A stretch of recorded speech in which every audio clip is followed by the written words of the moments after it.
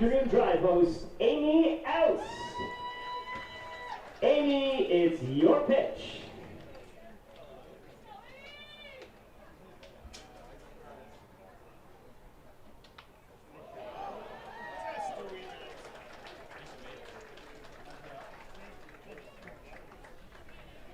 We're live at Vintage Throne Stadium in the township of Springwater for Intercounty Baseball this afternoon. The reigning IBL champions are in town. The London Majors are here for the second time this season to do battle against the hometown Barrie Baycats.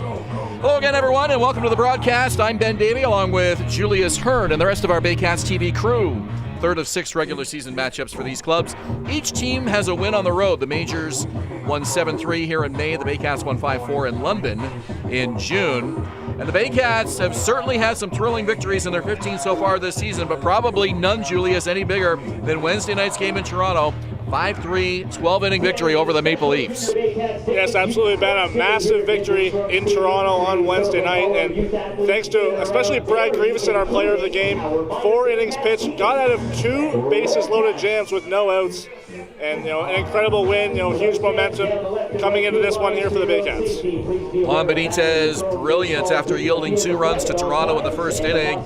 He settled down and dealt 5 shutout innings to keep Barrie in the ballgame. Brad Grieveson, 4 shutout innings of relief, worked his way out of not 1 but 2 bases loaded, no out situations and extra innings, and of course the triple play. Hayden Jaco making a catch on a line drive at first base to start a triple play that ended in the bottom of the 11th inning. A little bit of everything in that game. It was a pretty wild one from start to finish, but some really big moments in there that the Baycats are hopeful that they can build on and carry through the second half of this season. Yes, absolutely. And this ball game here is going to be a great pitching matchup. We have Frank Garces on the mound here for the Baycats, and then Owen Boone for the London Majors. And tons of storylines coming into this game. Of course, the London Majors, 2-time defending IBL champions, and older veteran team for the Majors against a younger Barrie Baycats team. It's going to be a great matchup here today. Austin Wilkie will lead it off. Miles Miller in left bat second. Starling Joseph is in right field batting third. Cleveland Brownlee, the cleanup man. Chris Ruiz bats fifth. Tommy Reyes-Cruz bats sixth.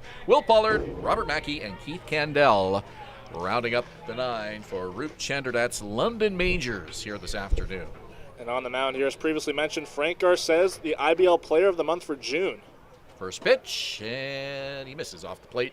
A ball. We're underway at 4:08. Weather conditions not good here at Vintage Throne Stadium. Raining as we speak. It was dry earlier this afternoon, and hopefully just some passing showers here as this one's fouled back to the screen. Frank Garces on the season in 5 starts. He's 4-0 with a 2.13 ERA, 33 2/3 innings pitched, 37 strikeouts, and 1 walk allowed. 1-1 the count to Austin Wilkie, the center fielder. Here's the pitch, and he gets the called strike, 1-2. 24 degrees, our game time temperature, feeling like 29 with the humidity. It is sticky. And the wind blowing in and slightly from left to right. Pretty calm at the moment. Pitch from Garces is lifted foul to the right side, 1-2. We do have a special weather statement from Environment Canada. Not a warning, but a statement with heavy rainfall possible from now right through the evening. We looked at the radar a few moments ago, and it did show heavy shower activity right now in a line between Collingwood and Alliston. So this one is sprayed to right field, down the line and foul. That is not a good spot for shower activity here in these parts when the weather is moving from west to east, as is usually the case.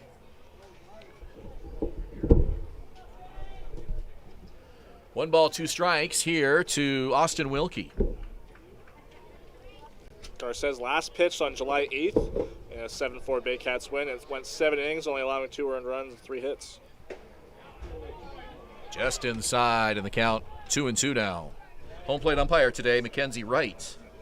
Don Michelle at first, and Jared Merkley behind the bag at third. It'll be a 2-2. Swing and a miss. Frank Garces gets Wilkie for the first out of the ball game. As we look at the defense for the Baycats behind Frank Garces. In the field behind Frank Garces, Noel McGarry-Doyle in left field, Kenisi Joe in center, Avery Tuck in right field. On the infield, Victor Plaza at third, Carson Burns at short, Starlin Rodriguez at second base. Owen Jansen gets to start at first base, and Josh Cote catching Frank Garces. So Wilkie down on strikes, and it's a lefty-lefty matchup now. Miller versus Garces. First offering. He gets the inside corner, the breaking pitch for a strike.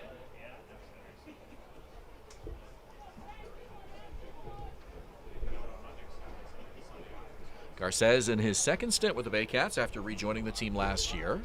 And this one hits a center field pretty deep. Kenisi Joe there. He's got it for the out. That ball just died once it went up there. Some thick humidity today.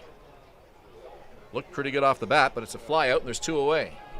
Good on Ejo there to, he was moving forward a bit on that line drive, especially right at him. That's the hardest ball to field in the outfield, and he saw it right off the bat and managed to stay in place, and the ball he didn't even have to move. The ball was hit right at him. This is 24-year-old Dominican Starling Joseph. And Garces starts him off with a fastball strike. Joseph with 16 RBIs to lead the majors, second IBL season. Hails from San Pedro de Macorís, which has been a hotbed for Dominican talent over the years. Didn't miss by much. 1-1 is the count. Formerly of the Texas Rangers organization, got as high as A level in 2019. Waggles the bat as he waits for the 1-1 from Frank Garces. The windup and the pitch on the way. Right side, off the glove of Owen Jansen, and he has no play. He tried to backhand that ball, came a long way to his right, and Joseph is aboard with an infield hit. I'm pretty sure Joseph would have beaten that out even if Jansen would have come up with it cleanly. He was hitting a very awkward spot. Jansen had a range pretty far over to his right to get there on speedy Joseph. I'm not sure. Looks like he was probably going to beat Garces to first base there. Veteran Cleveland Brownlee now. The cleanup man comes up. Joseph had 7 stolen bases last year for the majors. Takes the lead here at first. 2 outs. First pitch from Garces. On the ground, foul. Into the glove of Odd. In foul territory, the count is 0-1.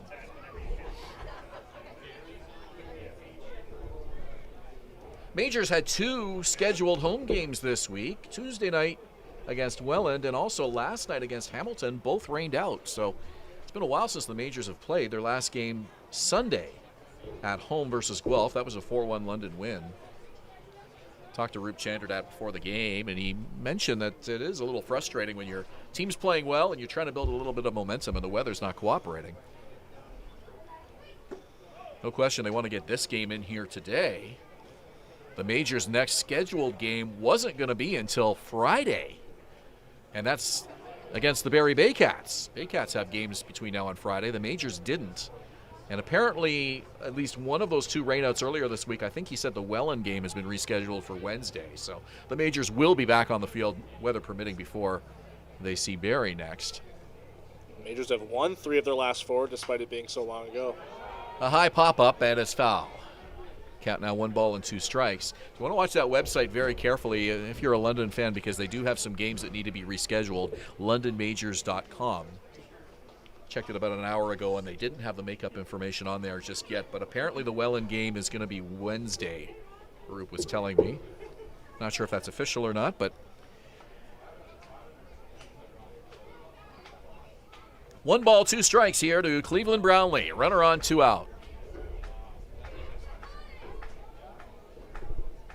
Garces gets the sign to the belt. 1-2, runner goes. Inside, and the ball is dropped by Josh Cote. Oh, it's called strike. It's called strike, so no throw necessary. So 2 strikeouts for Frank Garces. And they strand a runner. We're through a half an inning, no score here at Vintage Throne Stadium.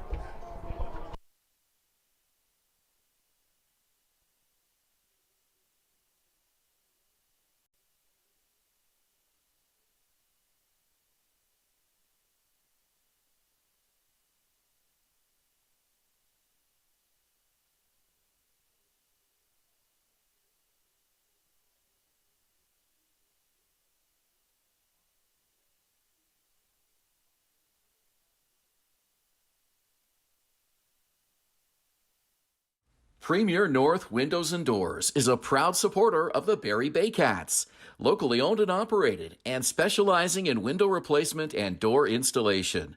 Simcoe County's #1 choice for windows and doors.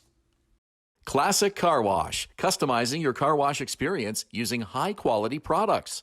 Their team of experts will make sure your car is shining like new when you drive away.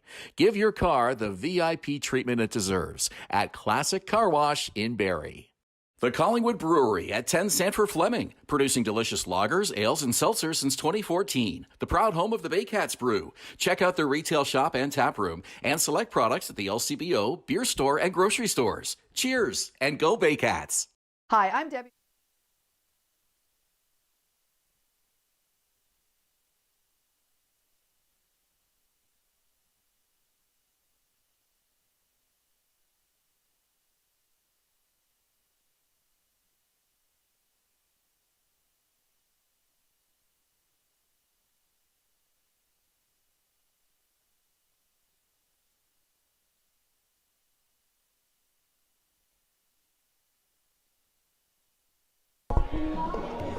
Welcome back to Vintage Throne Stadium. It's the bottom of the first. Baycats and Majors here, and this first inning is brought to you by JC Unlimited Contracting.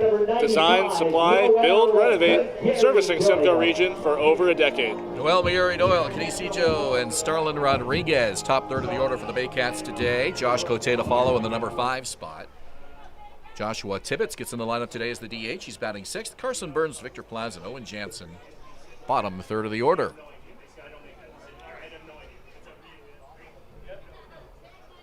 Owen Boone rocks into the delivery, and his first pitch is a swing and a miss by Noel McGarry-Doyle, strike one. Owen Boone, the veteran IBL pitcher, so far all of his IBL experience with the London Majors.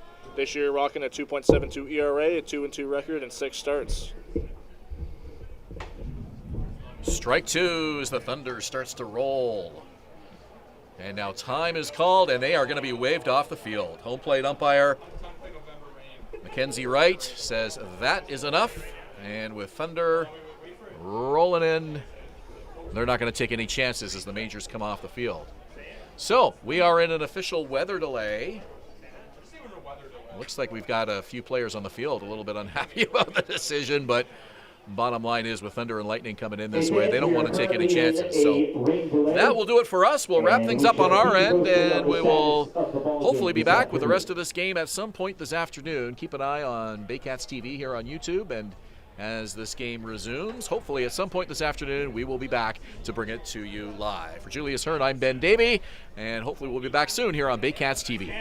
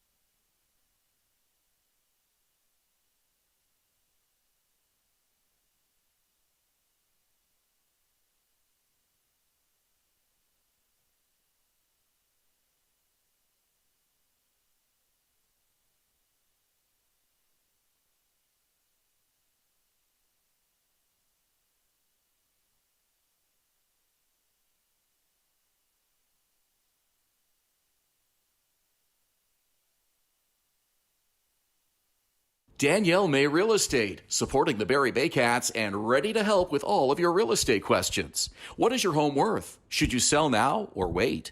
Danielle is dedicated to your success. The next time you think real estate, think Danielle May. VMF Sportswear, the official jersey provider of the Barrie Baycats. High-quality, pro-custom uniforms using only the best quality fabrics. Custom apparel, excellent customer service, and community support. VMF Sportswear, Canada's trusted sportswear brand.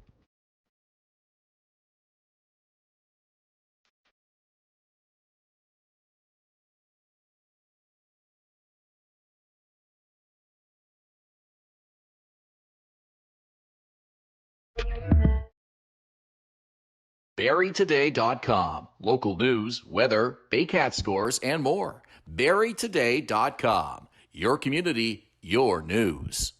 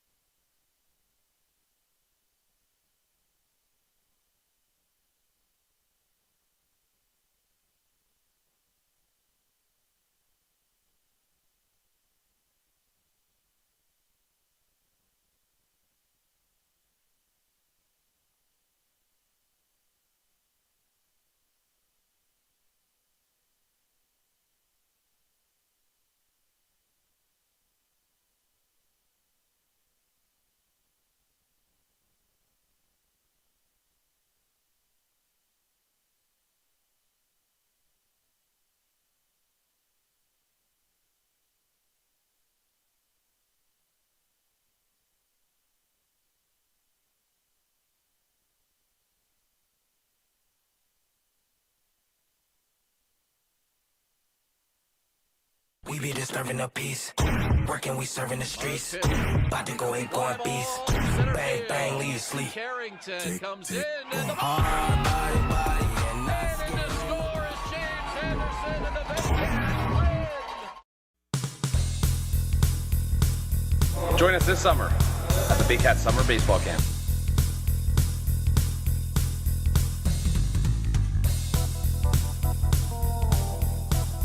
See you this summer! At Domino's, mix and match any 2 or more pizzas and sides for just $8.99 each. Like when pizza night's more like pizza and lava cakes night, or pasta and stuffed cheesy bread night, or we're gonna need a bigger table night. Mix and match Canada's favorite pizza and more at Domino's. Classic Car Wash, customizing your car wash experience using high-quality products. Their team of experts will make sure your car is shining like new when you drive away. Give your car the VIP treatment it deserves at Classic Car Wash in Barrie.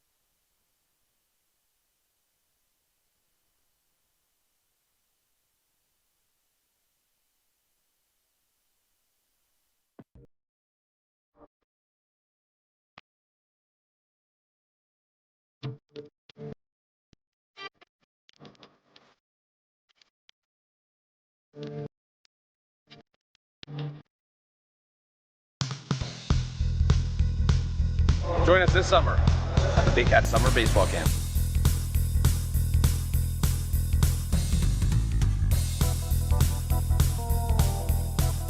See you this summer. Hi, I'm Debbie Wilkes, owner of Insightful Living and licensed provider of Brain Echo Technology, which aims to calm and balance the brain. If any of these troublesome things are troubling you, then I'm talking to the appropriate person now. Danielle May Real Estate, supporting the Barrie Baycats and ready to help with all of your real estate questions. What is your home worth? Should you sell now or wait? Danielle is dedicated to your success. The next time you think real estate, think Danielle May.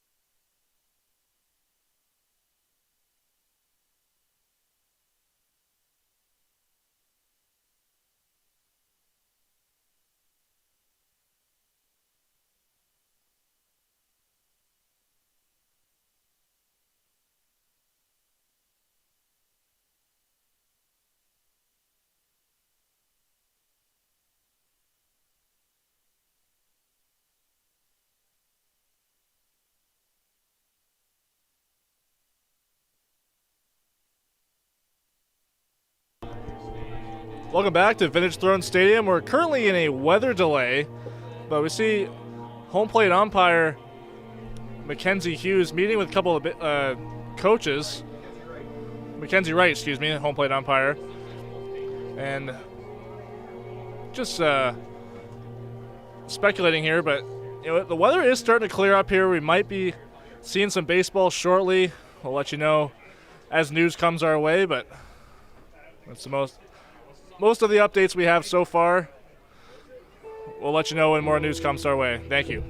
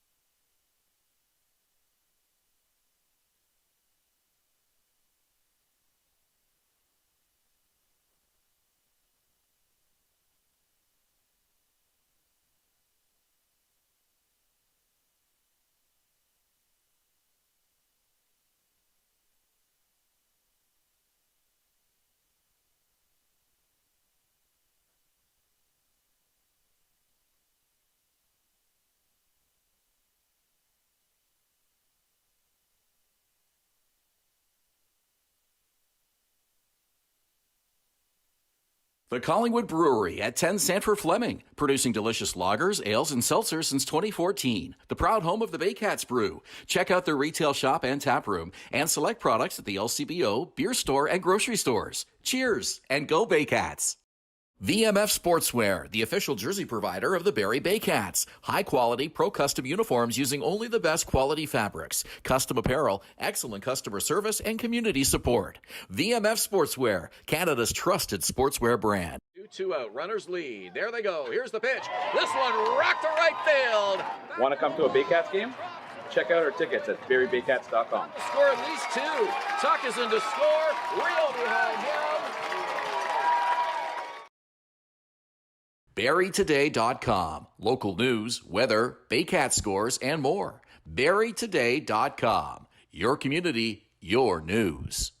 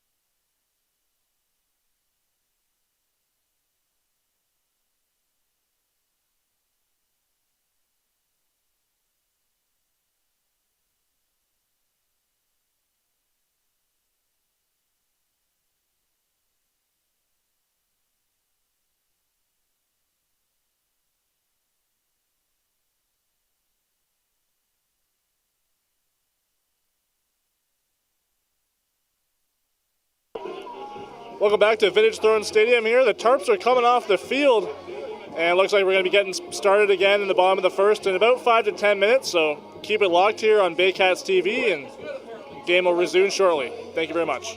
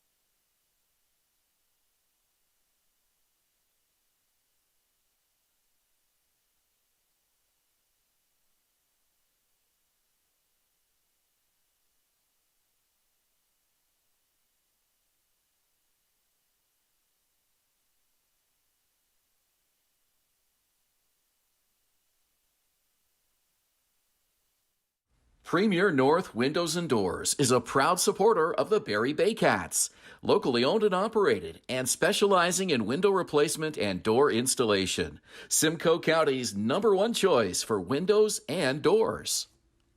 Classic Car Wash, customizing your car wash experience using high-quality products. Their team of experts will make sure your car is shining like new when you drive away. Give your car the VIP treatment it deserves at Classic Car Wash in Barrie. The Collingwood Brewery at 10 Sanford Fleming, producing delicious lagers, ales, and seltzers since 2014. The proud home of the Baycats Brew. Check out their retail shop and tap room and select products at the LCBO, beer store, and grocery stores. Cheers and go Baycats! Hi, I'm Debbie Wilkes, owner of Insightful Living and licensed provider of Brain Echo technology, which aims to calm and balance the brain. If any of these troublesome things are troubling you, then I'm talking to the appropriate person now.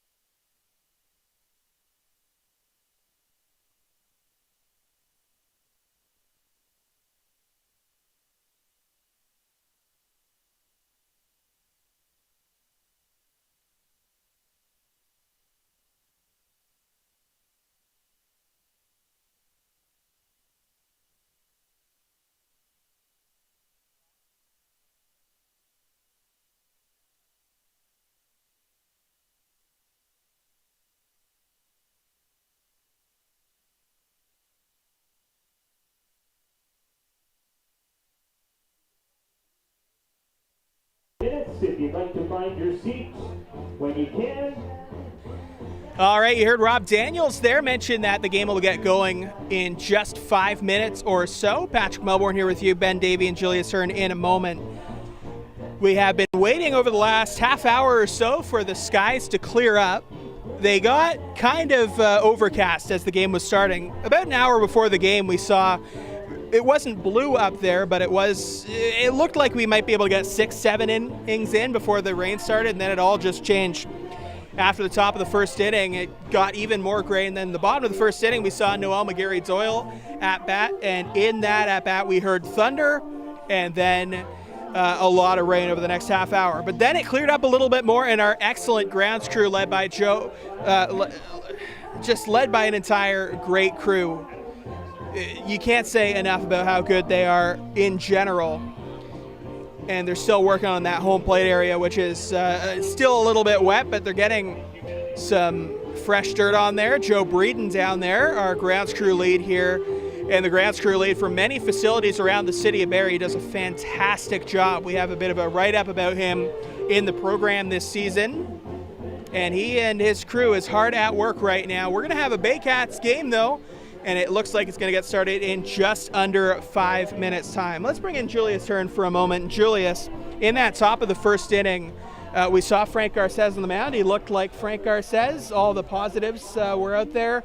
How hard is it, though, to come out after a rain delay and really be that dominant self after you've been resting your arm for about a half hour?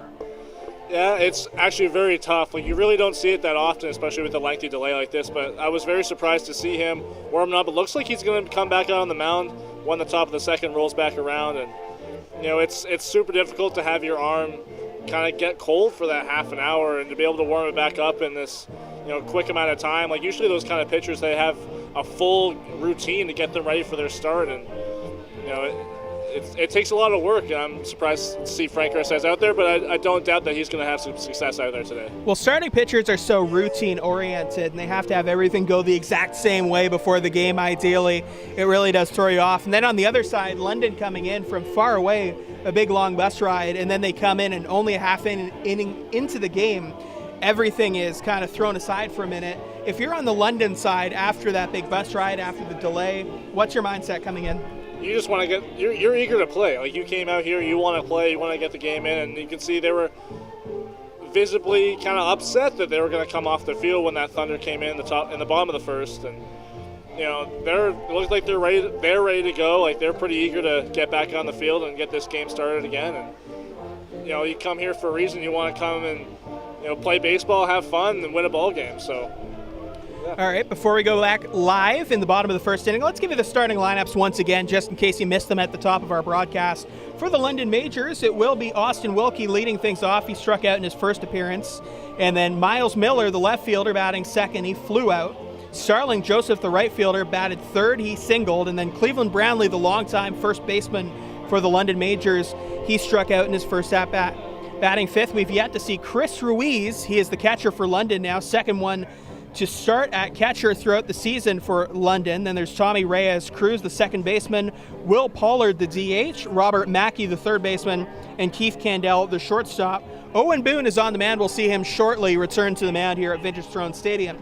For the Barrie Baycats, Noel McGarry-Doyle will lead things off. Saw him briefly, but he had to run off with everybody else when the Thunder, that was really the only piece of thunder we heard, but it was enough to delay the game for a little bit as the rain got heavier and heavier. He's the leadoff guy, then Kanice Ijo, the center fielder. Starlin Rodriguez playing second base today, then Avery Tuck, the right fielder. Josh Cote, the catcher. Josh Tibbetts, the DH. Then Carson Burns, the shortstop. Victor Plaz, the third baseman. And Owen Jansen, the first baseman. On the mound, Frank Garces. Just saw him briefly. And then we will see Owen Boone a little bit later on as we're just ready to get underway. Ben Davy, Julius Hern will have the call for you here. We'll take one more quick break and then get you back underway here at Vintage Throne Stadium here in Midhurst, Ontario.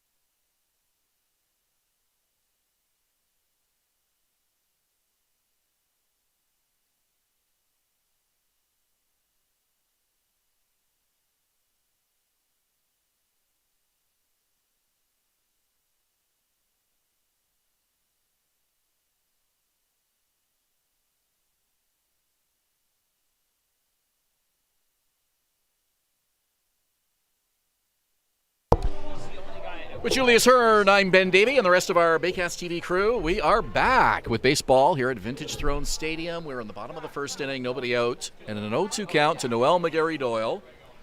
This game started at 4:08, and then the skies opened up. It was spitting at game time, and then the rain really started to come down. But for now, we got a little break in the weather here, so hopefully we can get the rest of this one in today, Julius.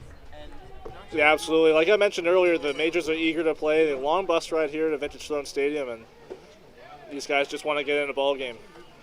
That's a 1-2 count to Noel McGarry-Doyle.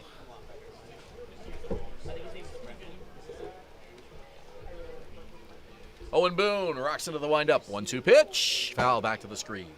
Now the Majors with 2 scheduled home games this week, both rained out. The Tuesday night game against Welland and last night's game against Hamilton both need to be rescheduled. The last thing they wanted was a third rain out. I think they've actually got a total of at least 3 games now that need to be rescheduled. 1-2. High and in, and the count is even. 2 balls and 2 strikes.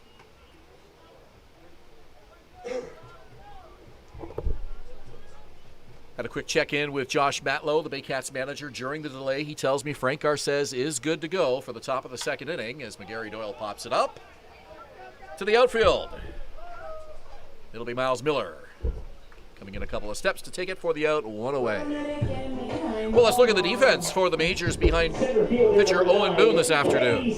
In the field for the London Majors today, Miles Miller just made that catch in left field. Austin Wilkie's in center field. Starling Joseph in the right fielder. On the infield, Robert Mackey at third. Keith Candell, the shortstop. Tommy Reyes-Cruz at second base. And Cleveland Brownlee, the veteran, at first base, with Chris Ruiz catching Owen Boone. You always wonder about a starting pitcher whose start to the game is interrupted, whether it's a weather delay or an injury or any other situation that causes him to just sort of let that arm go cold for a little while. And let's not forget Owen Boone. He threw 2 pitches and then all of a sudden had to exit the field. 30, 40-minute delay. Let's see how he does now. Swing and a miss. And a quick 0-2 count on Canisijo. Well, these starting pitchers have such a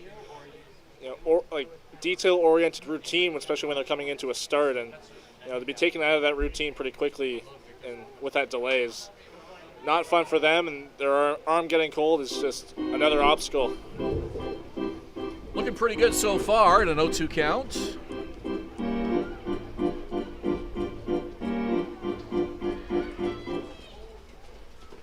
Canisijo waggles the bat, digs in as the 0-2 pitch is on the way, and it's up high, ball 1. Majors' last game was on Sunday at home versus Guelph. That was a 4-1 London win. So they've been playing well as of late after a frustrating 8-game losing streak. That one's inside 2-2. And the last thing you want is the weather interrupting your schedule when your ball club is playing well. Owen Boone pitched that game on Sunday, so back-to-back starts officially for Owen Boone here. This one lifted over the screen. Foul. Count is 2-2. Boone dominant as usual on Sunday afternoon, just 1 earned run in an 8-inning start in that 4-1 Majors win. He struck out 11, he walked 2. And this, on paper, has the markings of what should be a great pitcher's duel here today by 2 of the league's best, Frank Garces and Owen Boone. Here's the 2-2 pitch, and it's high, and the count is now full. Owen Boone having a splendid season, 39 2/3 innings pitched, 56 strikeouts to only 7 walks allowed. And 6 starts go with a 2-2 record. Payoff pitch on the way. And it's ball 4. So the Baycats get their first base runner. Canisijo aboard on a walk. Second baseman number 4, Starlin Rodriguez. We might not be seeing base runners as eager as they would be to steal with this. They have a moist infield dirt. Usually it's a bit easier when it's dry. You get better footing, but I don't expect that the runners will be taking the chance as much as they would with a drier field.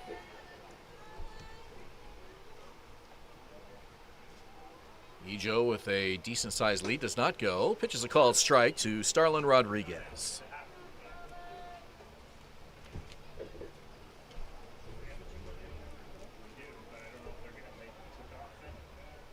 Rodriguez this season with a team-leading 6 home runs and 16 bases on balls, 17 RBIs.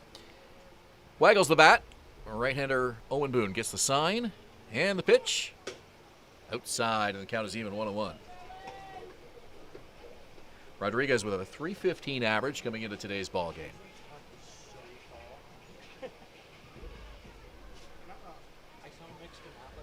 Cleveland Brownlee holding on the runner at first.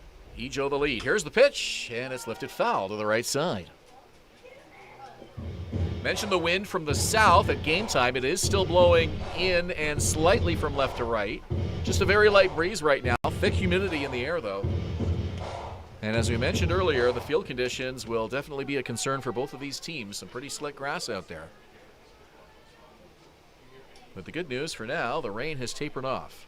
We got a window here to play some baseball. 1-2, and it's fouled off to the right side again.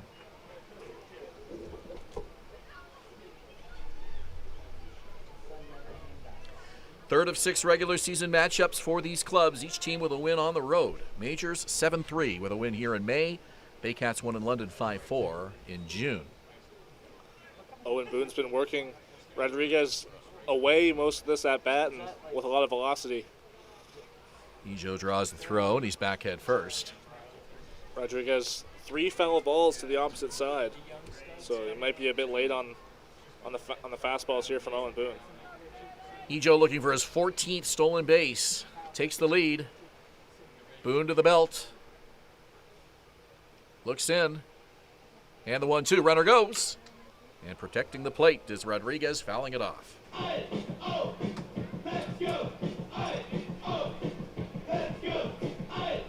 So Ejo will have to jog back, and Rodriguez will settle in for a 1-2.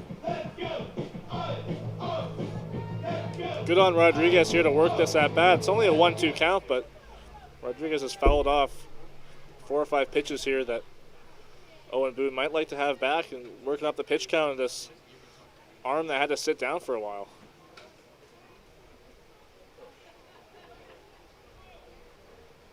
One, two, runner does not go, and it's popped up to the outfield. Center fielder going back near the track, makes the catch. Wilkie reaching up. That ball carried a little farther than it looked off the bat. And there's 2 out in the inning. Right fielder number 17, Avery Tuck. Avery Tuck back with the Baycats for his second stint with this club here in the 2023 season. A slow start. This is just his 5th game. He's hitting 182. They know better things are in store for him as he starts to heat up in the second half, but a little slow out of the gate early on here. He has just 2 hits in his 11 at-bats. Ahead here, 1-0. Bit of a slow start this year for Avery Tuck since rejoining the Baycats, but ton of potential with this guy. 5 tools definitely being able to put to use here on the field. Runner does not go, and Tuck fouls it away. Adding him to the outfield gave them the luxury of moving Starlin Rodriguez to a middle infield position. He's at second base today. And he can play second or short. Really, he can play anywhere, but has seen lots of infield opportunities throughout his career. And Tuck, the team's new everyday right fielder. That's a huge advantage of this team. A ton of versatility throughout the entire roster. Boone keeping Ejo honest. 1-1 the count with 2 out here in the bottom of the first inning. Pitch from Boone. Runner goes. It's low. Here's the throw from Ruiz, and they get him! Great throw from Chris Ruiz to nab Kenice Ejo, and he is caught stealing for the first time this season. Down go the Baycats. We're through 1, scoreless, here at Vintage Throne Stadium on Rogers TV and Baycats TV.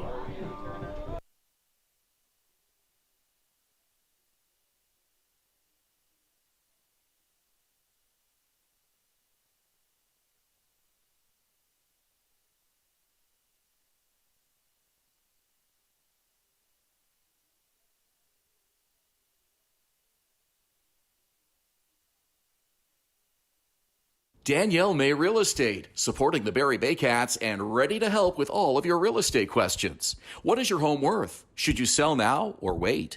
Danielle is dedicated to your success. The next time you think real estate, think Danielle May. VMF Sportswear, the official jersey provider of the Barrie Baycats. High-quality, pro-custom uniforms using only the best quality fabrics. Custom apparel, excellent customer service, and community support. VMF Sportswear, Canada's trusted sportswear brand.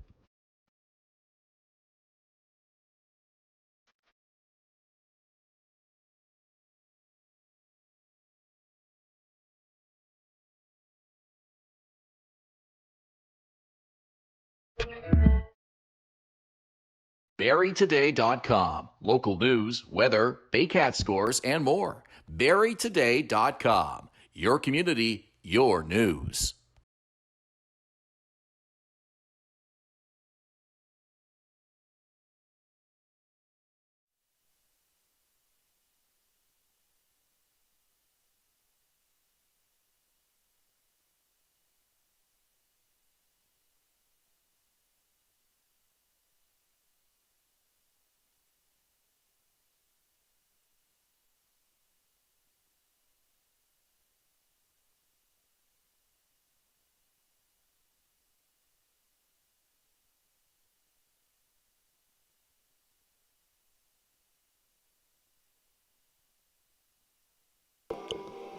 Welcome back. It's the top of the second inning. No score between the Majors and the Baycats. And to tell you all about a new addition to the Barrie Baycats, here's Patrick Melbourne.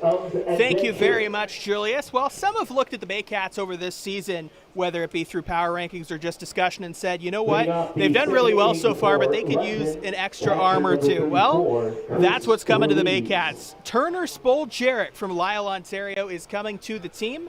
Turner pitched in Oregon last year in college. He is here for the regular season and the postseason. Josh Matlow not only thinks he'll be a huge addition to the pitching staff, calls him a big arm, but he also remembers back years and years ago when Matlow was a player, Turner Spoljaric was one of those kids shaking outfield foul or fly balls, and he remembers those memories fondly. Turner's here for the regular season and the postseason, as mentioned, and he's going to be joining his brother Garner Spoljaric, who signed with the Baycats in the offseason. While Turner is a starter for the team, Garner will be a late inning reliever, maybe even a closer.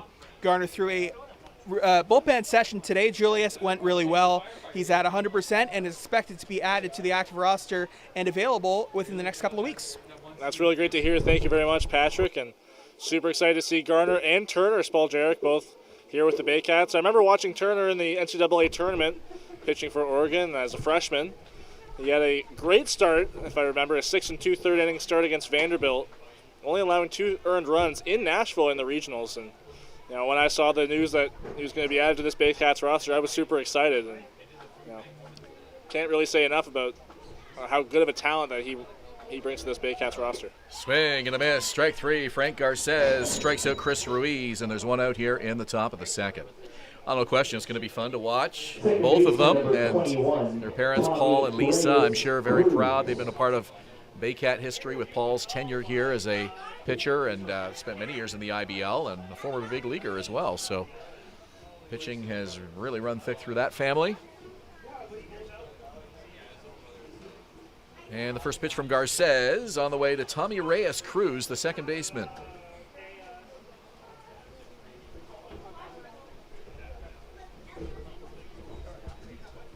Reyes Cruz and Will Pollard due up here with one out in the second inning. It's a fly ball to left field, and scampering in for it is Noel McGarry-Doyle. 2 quick outs here for Frank Garces.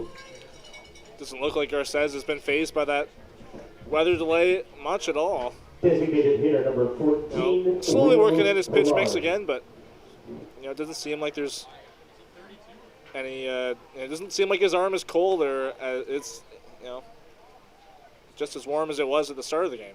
Yeah, he's retired 5 out of 6 after that 0-2 count to Austin Wilkie and the delay that followed. Off-speed first pitch misses outside to Will Pollard. Finished that at bat by striking Wilkie out. Only blemish so far, that base hit by Starling Joseph. Off the glove of Owen Jansen. It wasn't a hard hit ball. Not hard hit, at least in the sense that it got out of the infield or anything, but it got off of Jansen's glove and he was unable to make a play. Well, Pollard with a 1-1 count. He's the DH today. Pitch from Garces. Outside and low, 2-1. London really looking to turn things around after that 8-game losing streak that we mentioned. The good news is, since that skid, they've won 4 of 5. They have just 1 loss so far in July. 2-1 is a strike, and the count is even, 2-2. 3 of London's last 4 scheduled games have been rained out, so it's been a challenge for them to build some momentum with the weather interrupting the schedule constantly. 2-2 the count to Pollard. Pitch from Garces. Swing and a miss. A bit of an abbreviated windup and delivery from Garces, and Pollard couldn't catch up to the fastball. So 3 up, 3 down go the Majors in the top of the second. We're through an inning and a half scoreless between the Majors and the Baycats here at Vintage Throne Stadium.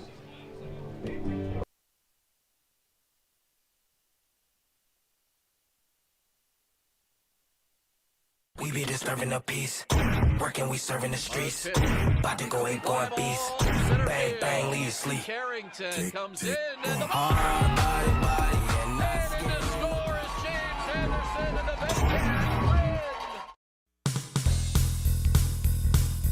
win. Join us this summer at the Baycats Summer Baseball Camp.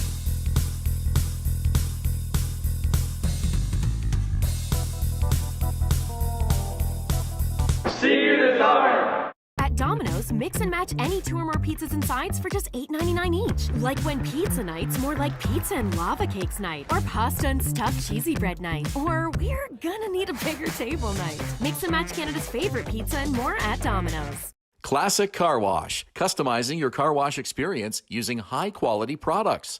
Their team of experts will make sure your car is shining like new when you drive away. Give your car the VIP treatment it deserves at Classic Car Wash in Barrie.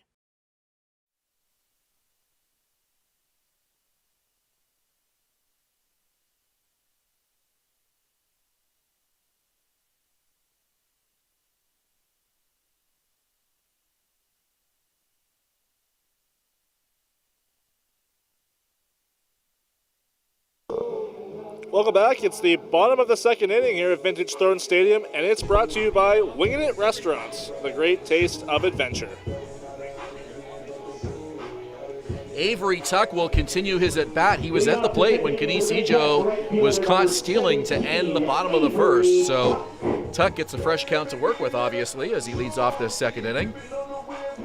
Tuck, Cote, and Tibbetts due up for Barrie here in the bottom of the second inning. You never like to see a teammate get caught stealing to end the inning, but that is the one positive. You get a fresh count to work with. It's such a weird feeling ending your inning up and then coming back up to start the next inning. But it's kind of refreshing, especially when there's, you got 2 strikes on you, and you're coming back up with a fresh count. It's like you have a new life. Caught me a little bit off guard. I made a little scribble mark here on my score sheet. I thought maybe I had not recorded the final out of the inning, and then I remember how it ended. And that one's low, and the count is 1-2. And as we mentioned, the first time Kenise Ejo has been caught stealing this season. So that was a big play for London to get the Barrie Speedster off the base paths and end that inning. 13 stolen bases for Ejo. Noel McGarry Doyle is a perfect 10 for 10 on the bases. So even though Ejo now has 1 caught stealing, and McGarry Doyle has the perfect 10 for 10 record going, Ejo's still 3 steals ahead of him in the stat category. Swing and a miss, and down goes Avery Tuck. Well, Ryan Rio is not in the lineup this afternoon, and for good reason. He had a really big moment here at the ballpark earlier this morning, and we all know Ryan Rio swings for the fences during the game when he's at the plate. Today, he was swinging for the fences in a much more important area of his life. There you see that table set up with a couple of chairs. Rio proposed to his girlfriend, Jenna, here this morning at home plate. She said yes, and those two are now happily engaged. So congratulations, Ryan Rio and Jenna, soon to be Rio.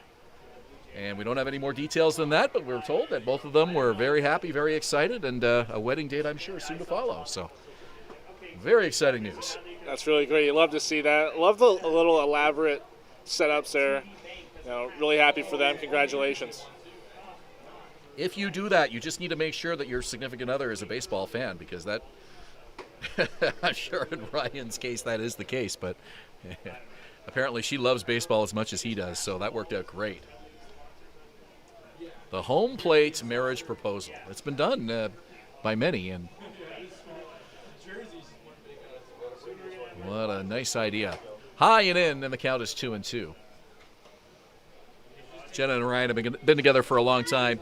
Absolute sweetheart, and couldn't be any happier for both of them. 2-2, and it's low, and the count is full. So that's why Ryan Rio's not in the lineup today. I'm sure he's celebrating and enjoying this special day with some friends and family. And we were told, by the way, that we could share the news here on the broadcast. Wanted to make sure that happened first. Down the line foul. I think I saw a couple years ago, Drake rented out the entire Dodger Stadium to have a dinner on the field for with him and whoever he was with. Did he sell tickets or no? No, it was just it was a candlelit dinner on the field. It looked pretty cool, but. Now, he could have sold tickets for that. Oh, yeah, absolutely. With or without a musical performance. Well, that's a neat idea. 3-2, swing and a miss. 85 on the radar gun from Owen Boone. 2 strikeouts here to lead off the bottom of the second. Designated hitter number 40, Josh Tibbetts. Josh Tibbetts for the Baycats, the rookie. Would love to have a big day at the plate here today. Tibbetts has the average at 200 now through 12 games. It's been tough for him to get a spot in the lineup here with all of the roster additions. Swing and a miss on a 68-mile-an-hour curveball from Owen Boone. It's really tough to see Tibbetts. Whenever he gets a start, he has some trouble at the plate, but most of his success at the plate this season, at least, has been in pinch hit situations.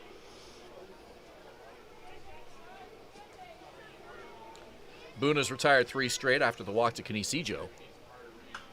Tibbetts fouls it off left side. 1 ball and 2 strikes.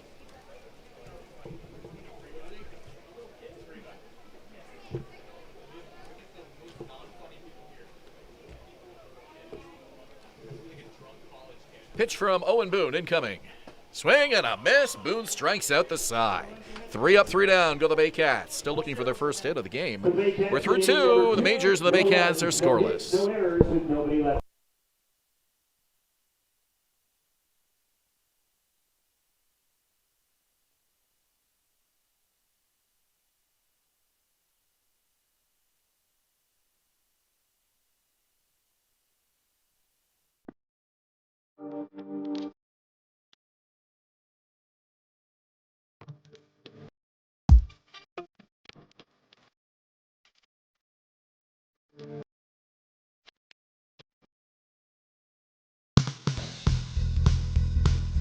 Join us this summer at the Baycats Summer Baseball Camp.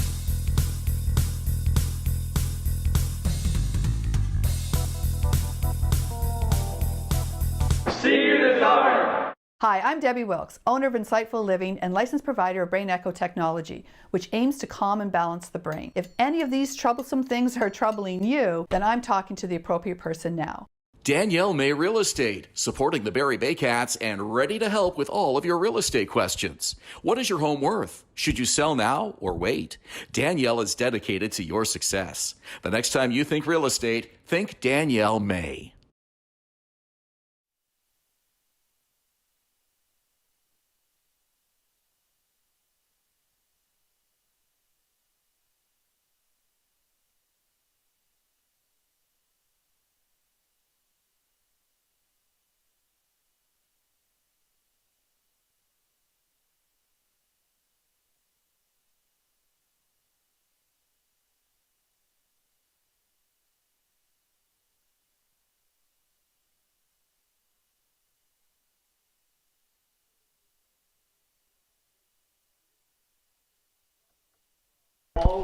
Top of the third, it's the Majors and the Baycats this afternoon at Vintage Throne Stadium, a very soggy ballpark. A lot of umbrellas starting to pop out again as the rain has returned at the moment. Not quite heavy enough to delay the game yet again, but we'll certainly keep an eye on things for you. A lot of rain in the Barrie and Simcoe County area here today, and we're hoping for a window to get this game completed. It's Robert Mackey, Keith Candell, and Austin Wilkie due up 8, 9, and 1 for the Majors.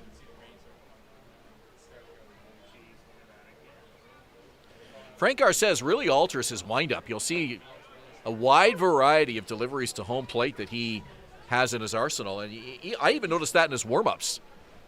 Sometimes he turns his back a little bit more towards the hitter. We saw a very, very abbreviated delivery in the previous inning. Swing and a miss. Strike 3. Down goes Mackey. You mentioned the different deliveries that Garces might have. If I was in the Shortstop majors number dugout, 12, I might be Kendall. trying to pay attention to that to see if you might be tipping pitches with those different deliveries. I mean, I haven't seen it yet so far in this ball game, but that could be something to watch out for.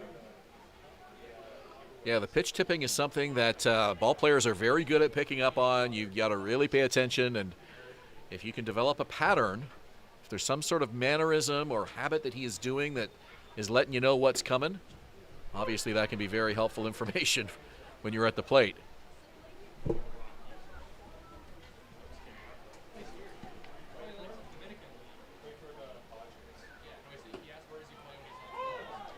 Two strikes here to Keith Candell.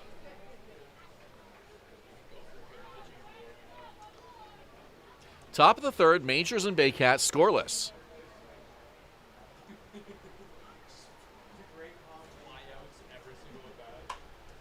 Fouled off right side. Really a shame that we don't have nicer weather for this game today between the Baycats and the defending champs. You've got two of the best pitchers in the league out here, Owen Boone and Frank Garces, and would hate to have this one suspended or postponed.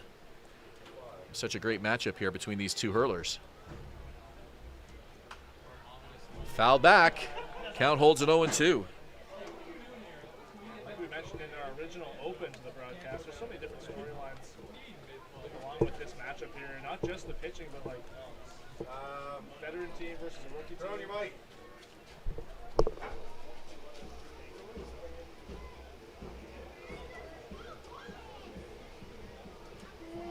Garces with a quick 0-2, and he pulled the string on it, and he did not go, according to the first base ump, Don Michel. 1 ball, 2 strikes.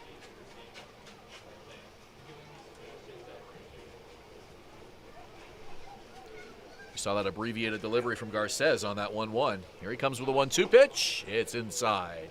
2 balls and 2 strikes.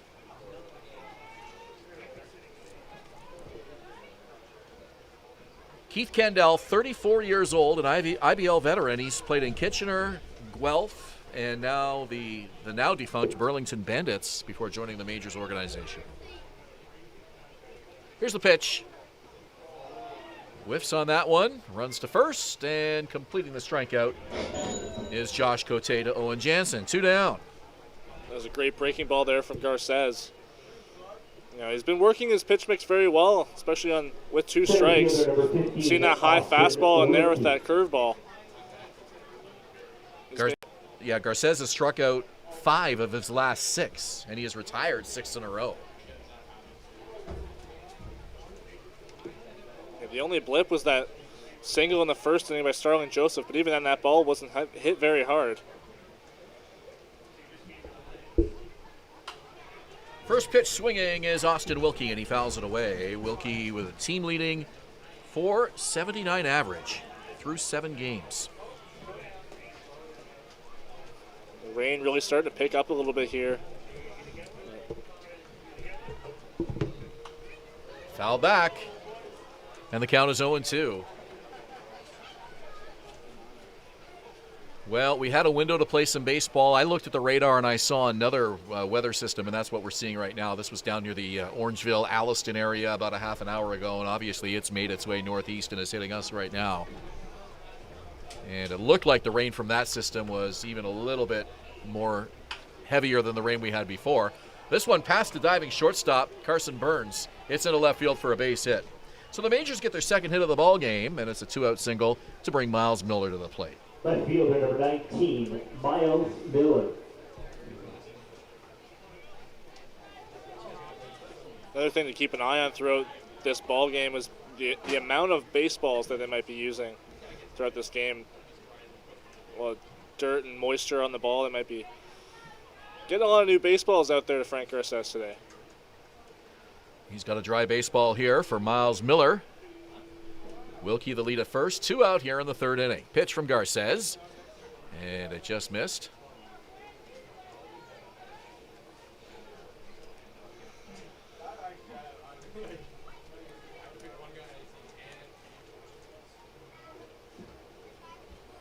Wilkie with just 4 stolen bases last season. That one's fouled back to the screen. 1 ball and 1 strike.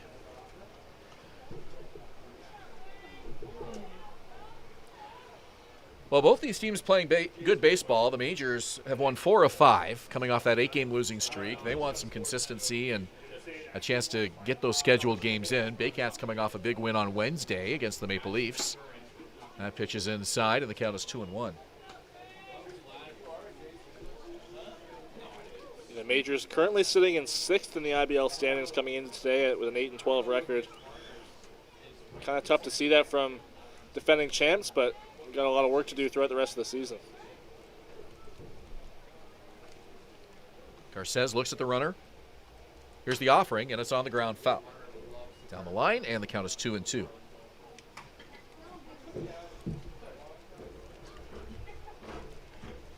Speaking of the standings, the Baycats come in today 2nd place in the IBL with a 15-7 record, 2.5 games back of the Jackfish for 1st place. And a couple of wins ahead of last year as well. They were 13-9 at this point last season through 22 games. So 15 wins this year, 13 last year. So ahead of pace, and that's what you want to see if you're a manager and your GM, as Josh Matlow is, wants to see this team continue to improve year by year. 42-game season, so this is the 2nd game of the 2nd half of the season for the Baycats mathematically. And also of note, they've beaten every team in the league at least once so far this year. They're undefeated against Toronto and Guelph, 4-0 against the Maple Leafs, 3-0 against the Royals. 1-1 record here against London coming into today. Runner goes, off speed, misses ball 4. On the 3-2, Wilkie goes to second, and Miller aboard on a walk. So 2 Majors reaching base here with 2 outs in the 3rd after Garces had retired 6 in a row. Starling Joseph coming up now. He had that single in the 1st inning on the infield, just off the glove of the first baseman, Owen Jansen. But now it's another different situation here with 2 on, 2 out.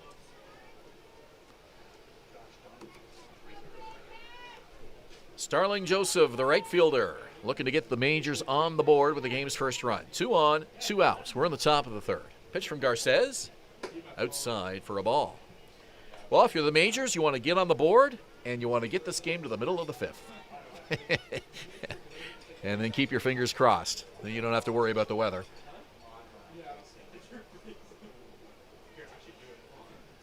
Garces trying to keep this game scoreless. We're in the 3rd, and that one's lifted to center field. Ejo's got a long way to go. Back near the wall. He reaches up, and he could not come up with it. Made a great effort, couldn't keep it in his glove. That's going to score 2. As Wilkie and Miller both come in, and the Majors are up 2-0. What an effort by Kenise Ejo. A valiant effort there from Kenise Ejo. That ball was smoked to center field. That one looked like it had a chance to get over that wall, but Ejo made a leaping try for it. Looked like Starlin Joseph thought he might have hit that out. The way he was rounding first base, it looked like he was getting into some kind of home run trot. He had to hustle to get there into second base. We might be able to get a replay on that for you. We'll see if we can, but I think that ball was in Ejo's glove, and he just wasn't able to hang on to it. What an effort, though, as he made that leaping attempt right in front of the 405 sign. And this one hit a long way to left. It's foul, though. Cleveland Brownlee, the veteran first baseman. That catch would have brought this crowd to its feet.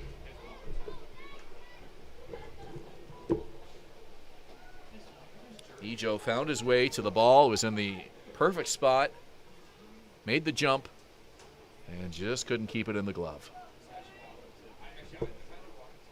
0-1, Cleveland Brownlee with a strikeout in his lone plate appearance. Pitch from Garces, inside for a ball.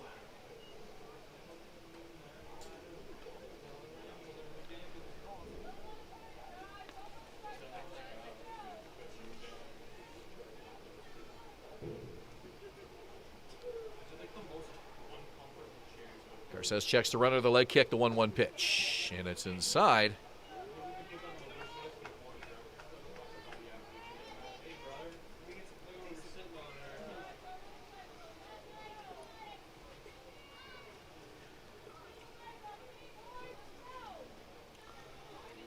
Garces nods, as Cote puts down the sign.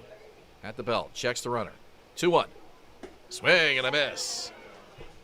Brownlee fooled on the off speed, and the count is 2-2. That was a very good breaking ball there from Frank Garces. Absolutely fooled Brownlee. Brownlee was way ahead of that pitch. 2 balls, 2 strikes, 2 outs. Pitch, runner goes. Low and unable to come up with the ball is Josh Cote. He has no play at third. Starling Joseph is 90 feet away. That was tough for Cote. I think if he was able to come up with that ball, he would have had a pretty good shot at getting Joseph there, but just that bobble off that block out in front of the home plate. Garces, 33 years old, the right-hander, or the left-hander, from San Cristobal, Dominican Republic. Comes to the belt. Payoff pitch. And it's lifted to center field. Sprinting in is Ejo. Dives, and he can't come up with it. The ball gets by him. Backing him up is Noel McGarry Doyle. A run scores. Here's the play at second, and out is Cleveland Brownlee. Tried to stretch it into a double, but he picks up the RBI as Starling Joseph scores the game's third run. So we're through 2.5, and the Majors now with a 3-0 lead. You're watching Baycats TV and Rogers TV in Barrie.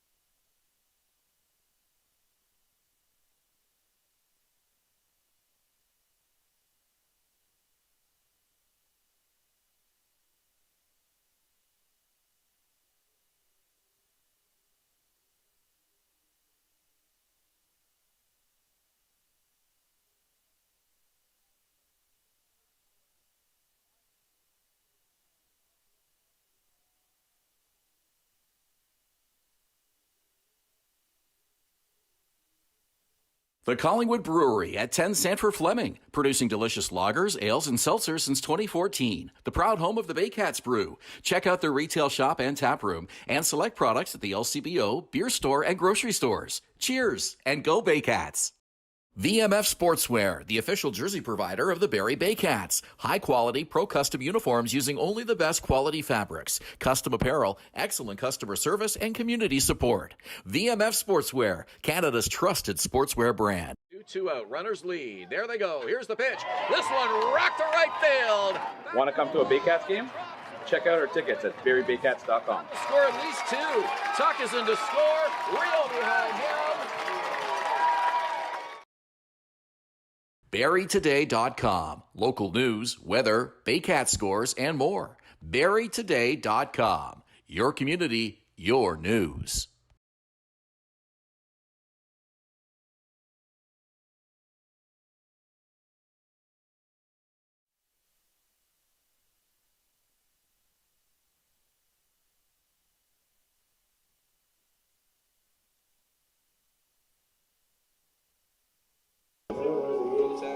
Welcome back. It's the bottom of the third inning here at Vintage Throne Stadium, and it's brought to you by Phaetrim. Aluminum and siding, quality above all else. It's Junior Baycats Day. We've got an announcer helping out Rob Daniels in the PA booth, announcing Carson Burns for the Baycats to lead off here in this bottom of the third inning. A very soggy Vintage Throne Stadium today. Burns looks at a fastball, low and away, ball 1. Yeah, it seems like the rain's been coming in waves ever since we came back from delay. It's been heavier at times, and now it's pretty steady, but... Owen Boone has been hitting mid-80s with his pitches here in this game so far.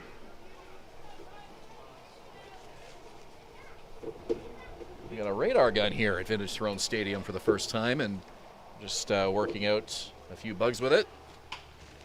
This one to left field, and the Baycats get their first hit off Owen Boone. Carson Burns aboard on a base hit to left field. Second base runner for Barrie. Here's Victor Plaz. It was a well-hit ball there by Carson Burns. Looked like a breaking ball high in the zone, but he was able to go the other way with it into left field.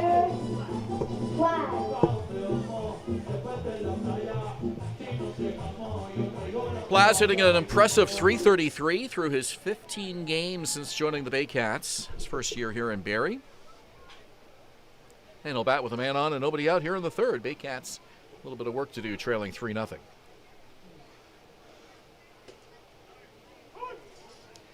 Steady rain here in Springwater Township as we speak.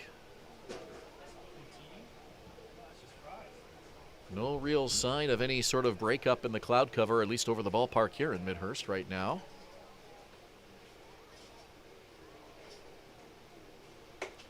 We had a weather delay of just over 30 minutes earlier after Frank Garces had thrown just 2 pitches. Count is 0-2 here to Victor Plaz.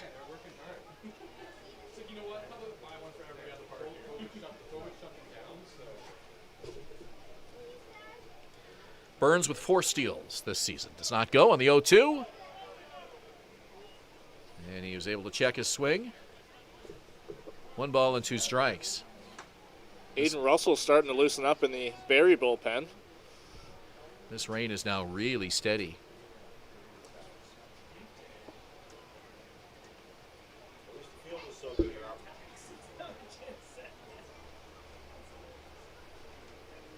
One-two pitch. And it's hit to right field. Starling Joseph has to go back, and through the rain, he makes the catch. 1 out here in the inning. First baseman Owen Jansen, who has played a variety of defensive positions for the Baycats this season. In the lineup for the aforementioned Ryan Rio, who is away today and celebrating his engagement to his fiancée.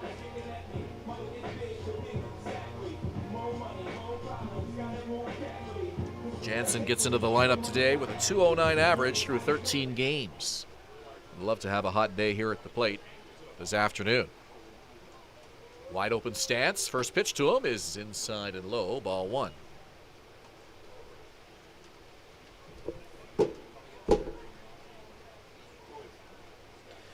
.3-0 Majors. London striking in the top of the 3rd inning on a RBI by Starling Joseph, bringing in Austin Wilkie and Miles Miller. And then Joseph coming in on a single by Cleveland Brownlee, who was thrown out trying to stretch it to 2. That is the story of the game as we hit the bottom of the 3rd inning here. Could be a short game today if this weather doesn't cooperate. 1 ball, 1 strike. Boone looks in, looks at the runner. Comes set. And the pitch. Runner goes. Swing and a miss. Here's the throw down by Ruiz, and it goes off the glove of the shortstop, Keith Candell. Burns decides to stay put. So Carson Burns with the steal, his 5th of the season. And it gets him to scoring position. Not a bad idea. Baycats need to manufacture some runs here in the next couple of innings. And now Owen Jansen will try to bring him home.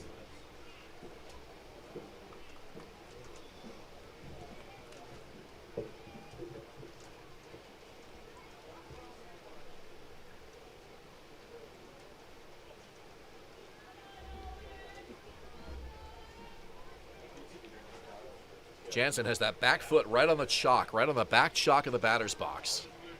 Legs wide open. Waggles the bat. Here's the 1-2 pitch. And it's a pitch high and away, 2-2.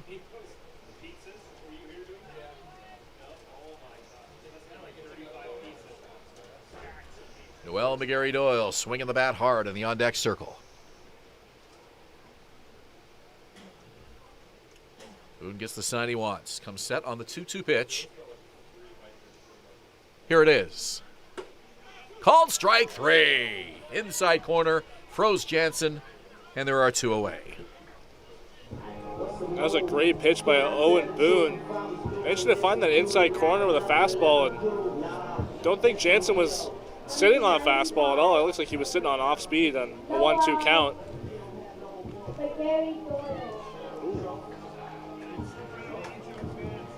After today, the Baycats still have 3 more regular season games remaining against London. The next matchup is Friday night next week at Labatt Memorial Park.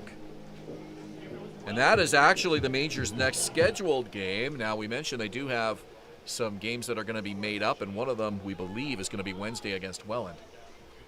But these teams will be meeting again very soon. Friday night at Labatt Park. McGarry Doyle fouls it off to the left side, so a bit of an odd quirk in the schedule. Barrie has 3 games between these 2 London games. The one today and the one on Friday.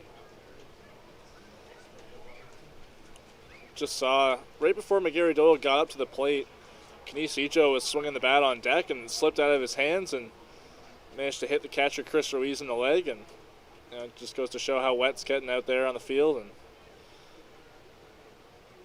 Baycats need to score early and often here. Boone looks at the runner. Here's the 0-1, and it just missed. 1-1. Mentioned Barrie with 3 games after today before they play London on Friday night. They have Hamilton tomorrow at 2:05. And they've got a Monday night in Kitchener. That's a makeup game.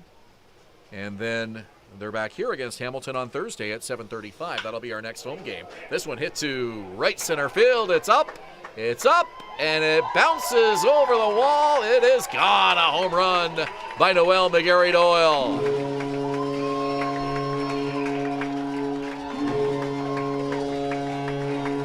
Baycats with 2. It's now a 3-2 Majors lead.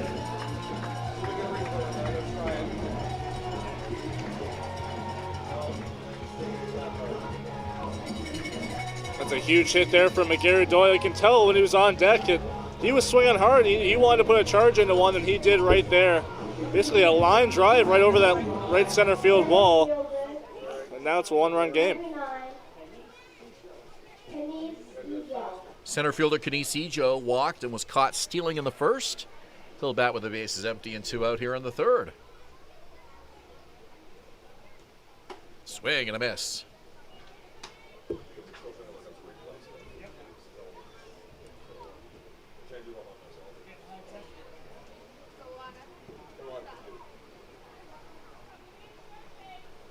Pitch from Boone. Fouled away to the right.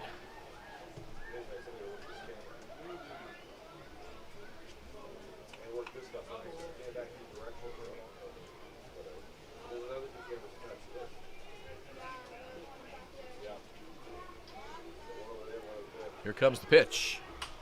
And it's fouled off right side. 78 there from Boone on that pitch. Starlin Rodriguez hopeful for an at-bat here with 2 out in the third.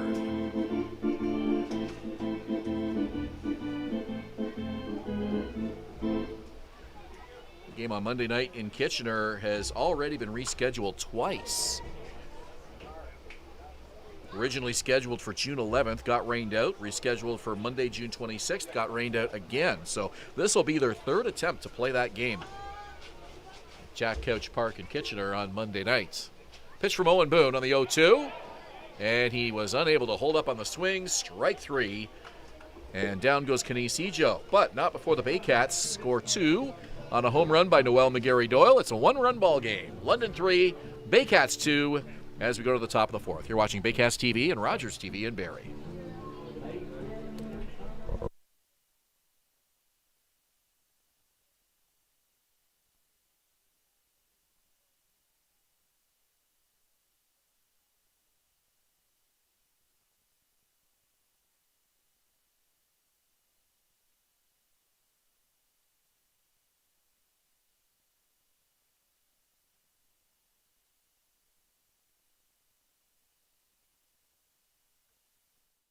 Premier North Windows and Doors is a proud supporter of the Barrie Baycats, locally owned and operated and specializing in window replacement and door installation.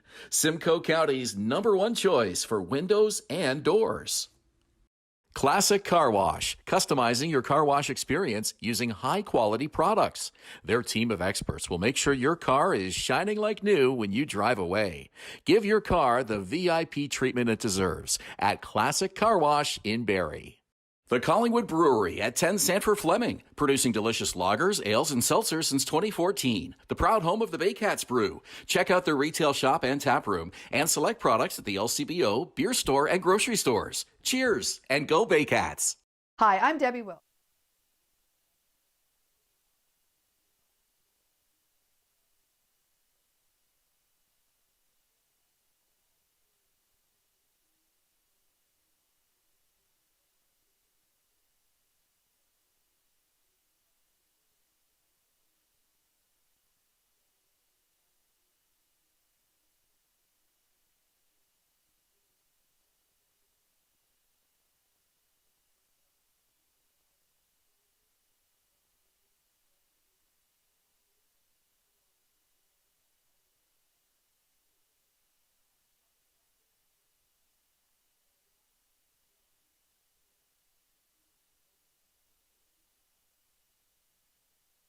Welcome back to Vintage Throne Stadium. Patrick Melbourne here with you. We'll get you back to Julius Hern and Ben Davy in just a moment. Just a couple of updates for you, though. We've been looking at the weather all afternoon because there was that 40-minute rain delay earlier on in this game. Frank Garces back on the mound. It is raining a little bit here, not to the point where I think we can expect to see another delay. We haven't seen any more thunder really since that one bit of thunder we saw in the top of the first inning. 23 degrees right now in Midhurst with the drizzle. It's expected to go on and off throughout the night, but it's looking okay for the rest of the game here. Although at home, maybe you might want to be inside watching this one. Just a note about Chris Ruiz, who's taking to the batter's box right now. He is the second starting catcher that London has used throughout the season. They used Eduardo De Olio earlier on in the year, but he left the team due to an injury. After that, they pivoted to Ruiz, who has done a good job. But just looking back at last season, both Ruiz and De Olio were handed a big task because Robert Mullen was their starting catcher last season, and they managed to get to the IBL finals. He was a big part of that, both behind the plate as a catcher and at the plate. Julius, I want to throw it to you for a moment. What does it do to a pitcher when he has to rethink his game plan, go to a different catcher, and especially for London this year, a guy like Owen Boone, pitching to two different catchers? There's a lot of chemistry building, especially when you're going in between guys pretty frequently. When you have a rhythm with a certain catcher, you feel way more comfortable on the mound, especially if your catcher's the one calling the game. It's really just a comfort thing for pitchers. The Majors have had some exceptional catching talent over the last couple of seasons, but just keeping them here and keeping them in the lineup has been a challenge with De Olio and Mullen before him. And some pretty big shoes to fill here for Chris Ruiz. Waggles the bat on the 2-2 pitch on the way from Garces, and it's hit high to left field. McGarry Doyle, couple steps in, makes the catch, one out in the inning. And before we forget, Hayden Jaco was there in 2021. It was a IBL Rookie of the Year, primarily as a catcher. Now here with the Baycats. And Jaco, of course, involved in that triple play on Wednesday night, the first triple play in franchise history. More than 21 years of baseball, and the Baycats executed their first at Christie Pitts on Wednesday night. It is on social media if you haven't seen it. Yeah, I just wanted to give a quick shout out to Thomas West and the Maple Leafs media team. Got a chance to call that excellent game down there. Did a fantastic job with it. And Ben, when it comes to a feat like a triple play that hasn't happened in the Baycats history, it really makes it even more special. Absolutely. The thing that's neat about a triple play is it's impossible to anticipate. Unlike other big moments in baseball, like a no-hitter or a perfect game, they unfold over the course of a game. When a triple play happens, it just presents itself, and you're not thinking about that every situation with runners on and nobody out. But the Baycats did it on Wednesday in Toronto. And Hayden Jaco was at first base when that line drive was hit to him. 0-2 pitch is high. For those who missed it, it happened in the bottom of the 11th inning, nobody out, bases loaded. Barrie and Toronto tied at 3, and ironically, former Baycat Jordan Castaldo hit the line drive to Hayden Jaco. And Jaco was playing in on the grass. They were in about probably 2 steps, a step and a half, 2 steps in on the grass, because you got to cut off that runner who's going to try to come home to score, especially in extra innings on the road, because that is the potential game-winning run. So Jaco was almost 2 steps in on the grass when he caught that line drive. Tagged out Dan Mara, who was diving back to avoid getting doubled off.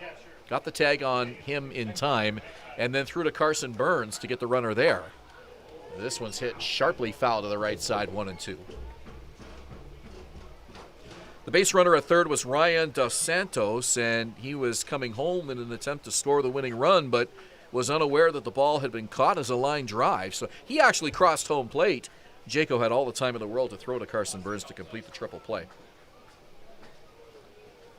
And what a moment for the Baycats, and definitely worth checking out if you missed it.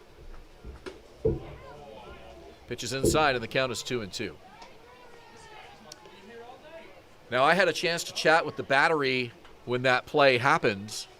Josh Cote and Brad Grieveson were the catcher and pitcher on the mound, and that interview is going to be up on our social media either tonight or early tomorrow. And you'll hear them describe the triple play and just that big game, that big win for the Baycats over the Leafs. Fouled off near the bullpen. Thursday, we're hoping to talk to Hayden Jaco and Carson Burns. Hayden not here today, but he will be here on Thursday, and hopefully we can get a visit with those two players involved in that triple play, the first in franchise history.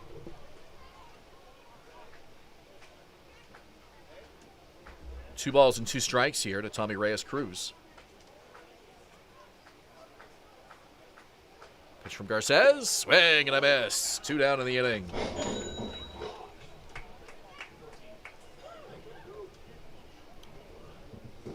Ben, have you ever seen a triple play live? Have not seen a triple play live in person, no. And have not seen that obviously here at the ballpark. How about you? My teams and myself, we've turned a couple triple plays, like, last couple years, but never seen one in high-level ball, like majors or anything like that live, other than on TV, of course, but that's pretty special. Figure 21 years here, and it had never happened until Wednesday night. And Patrick mentioned Maple Leafs play-by-play announcer Thomas West, who's a familiar voice in this city. He hosts the OHL broadcasts for the Barrie Colts on Rogers TV, and he will never forget that moment in the course of his career, I'm sure. Baycat fans, obviously, we would wish that a historic moment like that would happen here on our field, but Thomas got to call that in Toronto. Victor Plaz with a throw, bounces into the glove of Jansen, and it's in time for the out. So Plaz to Jansen for the 3rd out of the bottom of the 4th inning. So we go to the top of the 5th. London's still on top, 3-2 here at Vintage Throne Stadium.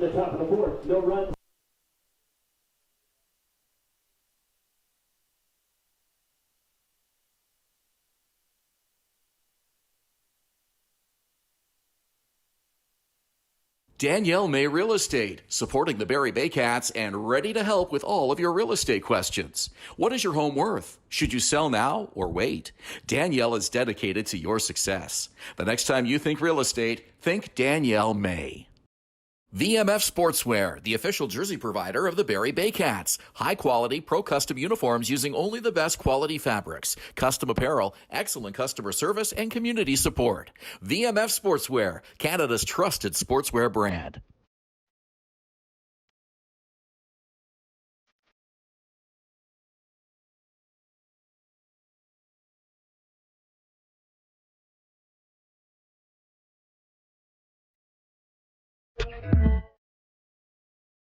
BarrieToday.com. Local news, weather, Baycat scores, and more. BarrieToday.com. Your community, your news.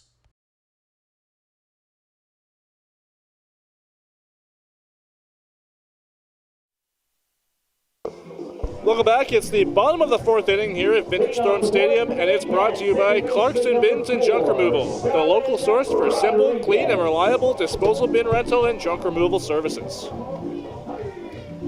And here comes Starlin Rodriguez, Avery Tuck to follow, and Josh Cote in the bottom of the 4th inning.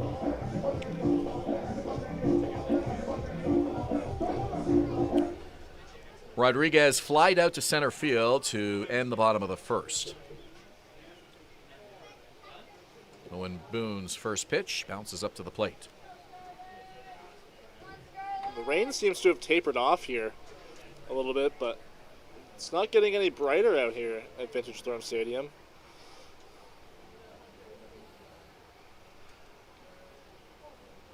Swing and a miss. Strike 1. I was surprised. The turnout here today. A good number of fans for this Saturday afternoon game, and then how many of them stuck through the delay as well, which was 40 minutes. Some of them just ran back to their cars. Others lined up for concessions and waited it out under their umbrellas, but a good number of these fans have stuck around. I mentioned earlier that it's Junior Baycats Day today.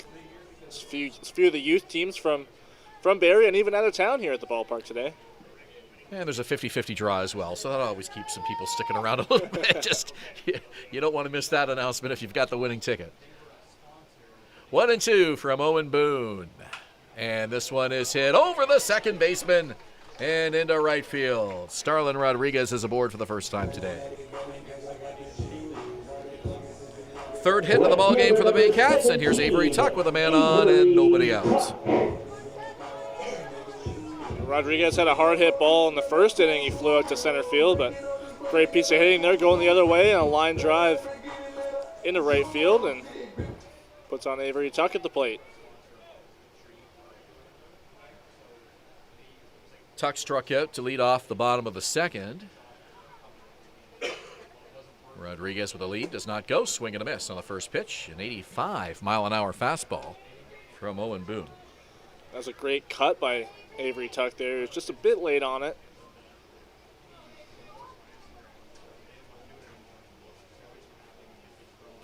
Boone has been consistent in the mid-80s with his fastball so far today. Rodriguez with a lead. Dancing around, takes a couple steps, does not go, and a swing and a miss by Tuck. So many great things happened for the Baycats in that Wednesday night win over Toronto. We mentioned the triple play. We mentioned Brad Grieveson, 4 shutout innings of relief, including 2 innings where he worked his way out of not 1 but 2 bases-loaded no-out situations. One of them was the triple play. And lost in all of that, Juan Benitez, who yielded 2 runs to Toronto in the first, but then settled down and threw 5 shutout innings to keep Barrie in the ballgame. There were just so many positives. Baycat manager Josh Matlow addressed the team after that 12-inning win on Wednesday night and said, quote, "I'm proud to be your leader. I'm proud to be part of this unit." What stood out to him, he said he loved the way that he saw guys having each other's back. Everything just did not go as planned. Some mistakes were made. Only 5 hits the entire night, but they did what they needed to do to win. And a called strike 3 to Avery Tuck. That game was an emotional roller coaster, but Matlow reminded them that wins like those are why everyone comes out to the park and makes the sacrifices and battles together. It was a very inspirational message, and he wanted that win to stick with them throughout the rest of the second half of the schedule and into the playoffs. You know, it's wins like that that really bring your team together and remind you what the goal is for your, not even just for the game, but your whole season, and you want that to continue the rest of the way. A high pop-up off the bat of Josh Cote. Shallow outfield. It's the center fielder over for it. Wilkie makes the catch. Runner retreats. 2 out in the inning. Designated hitter number 40, Josh Tibbetts. Josh Tibbetts comes to the plate for the second time. He has a strikeout so far. After Wednesday's game, Brad Grieveson moved into a tie with Chris England and Adam Hawes with a total of 20 career regular season wins. So that was another milestone as well. Grieveson picked up the win, 4 innings of shutout relief. So he is now tied for 5th on the all-time Baycat list. And he sits just 1 win ahead of Paul Spaljaric. So Brad Bissell of the Baycats with 62 wins. That is a franchise high that won't be eclipsed anytime soon, I wouldn't think, but Grieveson moving up that list slowly but surely. 0-1 is the count here to Joshua Tibbetts. Here's the pitch. Swing and a miss. 90, according to our radar gun on that fastball by Owen Boone. Josh Tibbetts looks like he's struggling a little bit with that velocity. Even in the first at-bat, it looked like he was behind the fastball a little bit.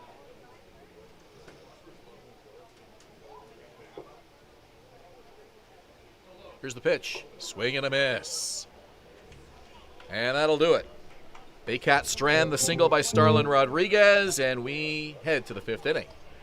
London leads 3-2. You're watching Baycats TV and Rogers TV in Barrie. 1 hit, no errors, and 1 left on base.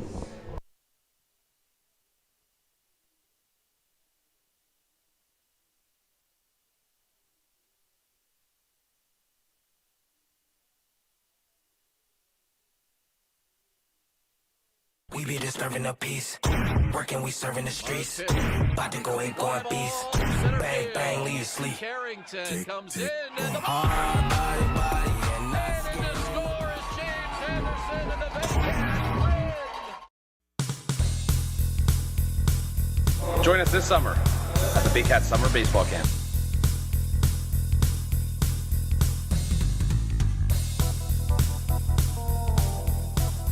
See you this summer! At Domino's, mix and match any 2 or more pizzas and sides for just $8.99 each. Like when pizza night's more like pizza and lava cakes night, or pasta and stuffed cheesy bread night, or we're gonna need a bigger table night. Mix and match Canada's favorite pizza and more at Domino's. Classic Car Wash, customizing your car wash experience using high-quality products. Their team of experts will make sure your car is shining like new when you drive away. Give your car the VIP treatment it deserves at Classic Car Wash in Barrie.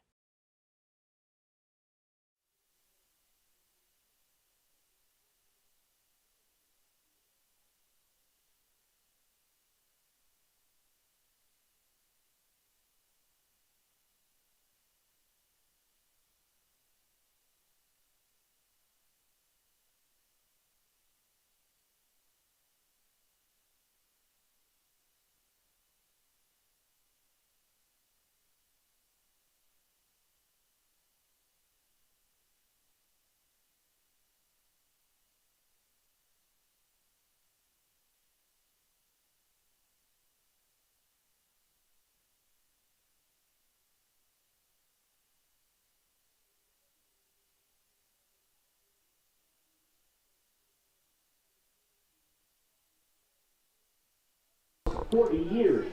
With Julius Hern, I'm Ben Davy. We go to the top of the fifth inning here at Vintage Throne Stadium, and it's the London Majors on top by a score of 3-2. Robert Mackey, Keith Candell, and Austin Wilkie all due up for the Majors here in this fifth inning.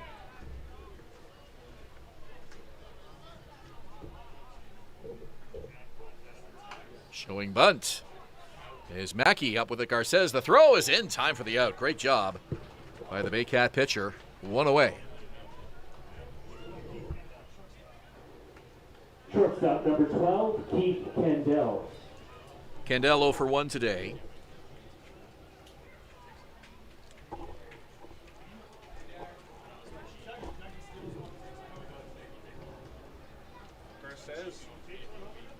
Garces so far with 7 strikeouts through the first 4 innings of this ball game. Yeah, just that one little rough stretch in the third, and Baycats could very easily be on top in this game. Majors scoring 3 in the third. A walk by Austin Wilkie, a base hit by Austin Wilkie, followed by a walk to Miles Miller, and then Starling Joseph with a big hit in this one, hitting an RBI, 2 RBIs on a single to put London on top, 2-0. 3-2 here in the fifth. Pitch from Garces, inside and high. Count is 1-2. Wilkie 1 for 3 on Sunday against Guelph. Drove in 2. Really needed a big game. He's struggled at the plate this season. 177 is average through 19 games. Here's the pitch to Candell. And it's a pop-up behind first base. It's the second baseman coming over and making the catch, Starlin Rodriguez. That high fastball has really been working for Garces today. It's such a hard thing as a hitter to be able to avoid that high fastball. Because it's so close to your eyes compared to the other pitches, it just looks like the ball's a bit bigger, and it's just easier to want to swing at it. So, lots of swing and misses on those pitches, but soft contact and a pop-up there by Keith Candell. Garces, the Dominican left-hander, in his second stint with the Baycat organization. Fans remember that incredible 2018 season when he won all 7 starts he made for Barrie. Swing and a miss. 73 on that pitch. It's a strike. A mind-blowing 0.38 ERA in that 2018 championship year. 58 strikeouts, 3 walks. So high strikeout totals, nothing new for Frank.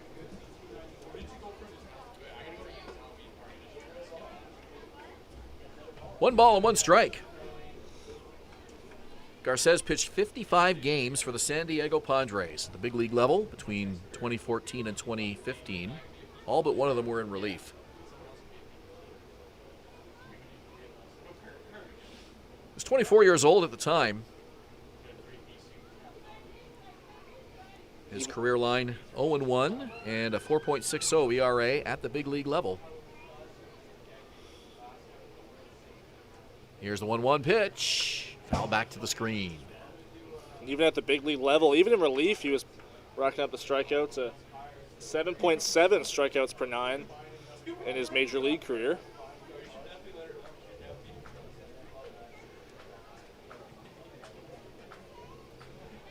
After his first stint with the Baycats, he played elsewhere, went back to Dominican Winter League, the 2022 season. After that with the Baycats and went 2-1. This one hit to left field. Noel McGarry Doyle comes over to his left. He's called off by Kenise Ejo, and he makes the catch. 3 up, 3 down, go to the Majors in the top of the fifth, and this game is now official. It's a 3-2 London lead. We go to the bottom of the fifth. You're watching Baycats TV and Rogers TV in Barrie. For London.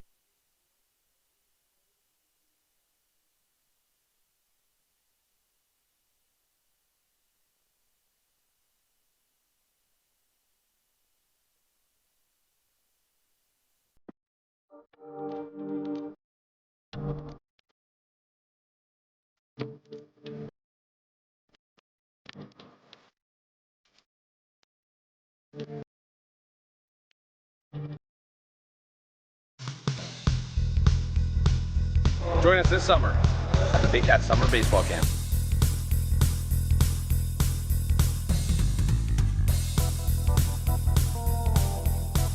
See you this summer!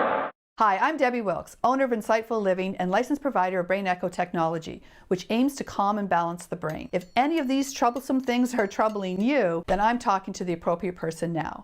Danielle May Real Estate, supporting the Barrie Baycats and ready to help with all of your real estate questions. What is your home worth? Should you sell now or wait? Danielle is dedicated to your success. The next time you think real estate, think Danielle May.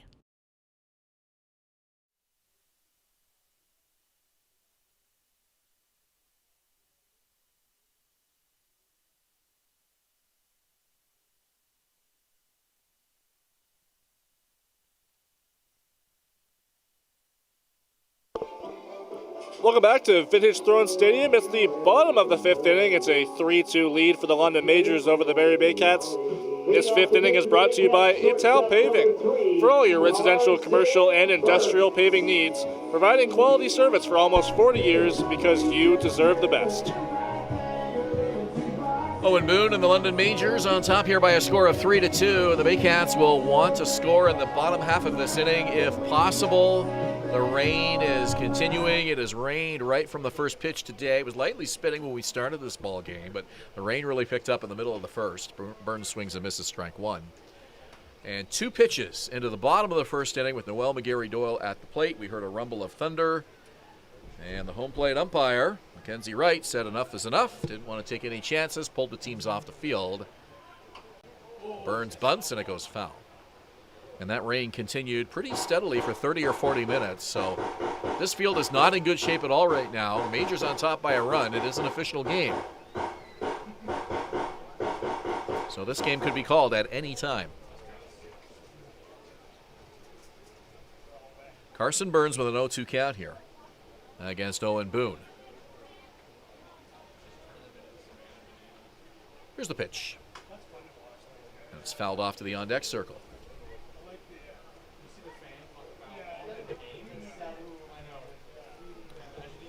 Burns got Barrie's first hit of the afternoon to lead off the top of the third inning, and it was an important one as Noel McGarry-Doyle followed with a 2-run homer.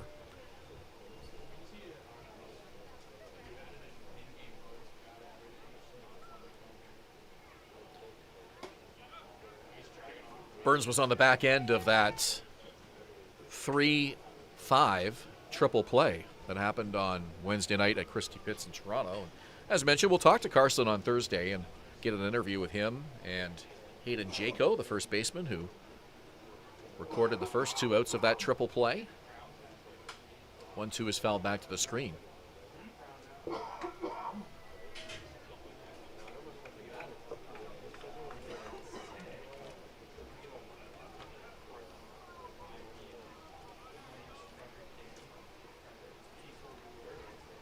Carson Burns digs in with a 1-2 pitch on the way. Here it is, and he fouls it away again. Lots of foul balls here from the Baycats. Working up that pitch count from Owen Boone, and surprised he's not working in his breaking pitches all that much throughout this ball game, but mostly fastballs.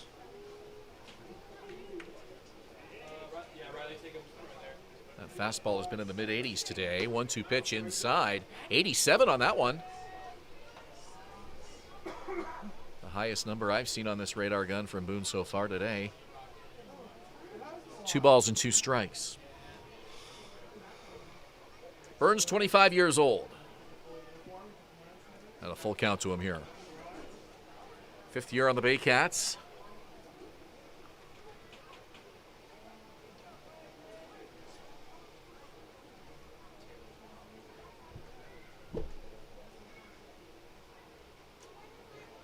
Nobody out. We're in the 5th. 3-2 Majors. Boone to Burns. And he fouls it away. Burns is an avid golfer. Says it's always tough to get out there on the green, but gets out there as much as he can. Enjoys working on both his baseball swing and his golf swing when he's able. And he's also a firefighter. That's his latest off-season accomplishment, and is starting a career in that as well.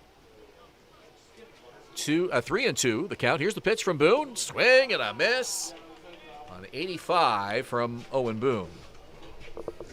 And we saw it right there. Boone was able to work in that curveball.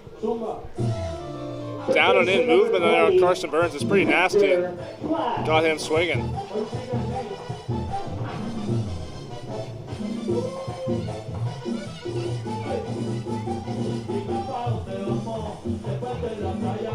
Victor Plaz brought a .333 average into today's ball game. He's 0 for 1 today, and he'll bat against Owen Boone here with one out in the bottom of the 5th inning. First offering is a called strike. 87, so Owen Boone really turning on the heat here in this 5th inning.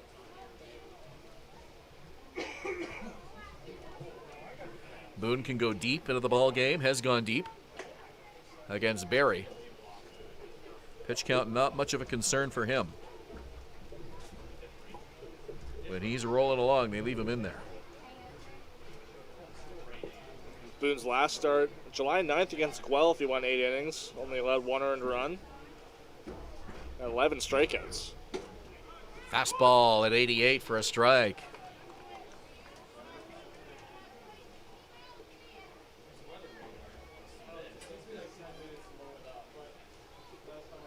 The shortest he's gone this year was his first start of the year on May 14th. That was only 5 innings. After that, he went 7 2/3, 6, 7, 6, and 8. It's been a reliable arm here for the Majors this year. And has been for a while. He was the ace of the London Majors pitching staff last year. Won the IBL championship in 2022, putting together a perfect 10-0 record in 13 starts. 2 balls, 2 strikes, 1 out. Boone looks in, and now time is called. Plaz trying to disrupt Boone's rhythm a little bit here. He's retired 4 in a row.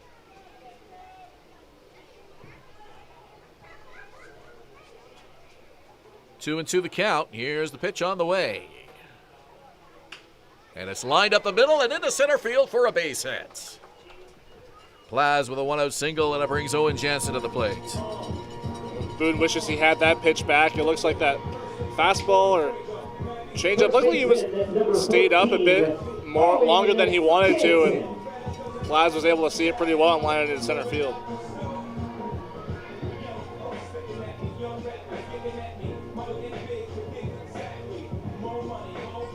And Owen Boone this year, through 6 starts coming into today, 56 strikeouts, only 7 walks allowed. He's put up 8 strikeouts here today. Runner leads, first pitch from Boone, and it's fouled off at home plate. Owen Jansen was hot as a pistol for the Baycats at the plate last season with a .357 average through 14 games. This is his 14th game of the season this year, and he's been struggling to keep the average at or above the 200 mark. It's 209 coming into today's game, so he's due for a big day, and would certainly love to have a big at bat here in this 5th inning, trying to get Barrie back even. 3-2 pitch, or 0-1 pitch, excuse me, is a breaking pitch. Misses 1-1. Baycats trailing by a run here in the bottom of the 5th inning. Crowd has thinned out a little, but still a good number of fans hanging in here despite the weather this afternoon. Runner leads. Here's the pitch. Swing and a miss.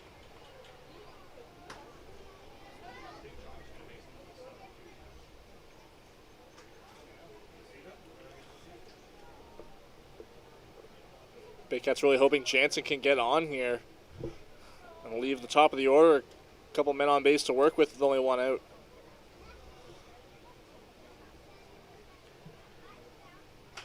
Jansen fouls it away to stay alive at 1-2.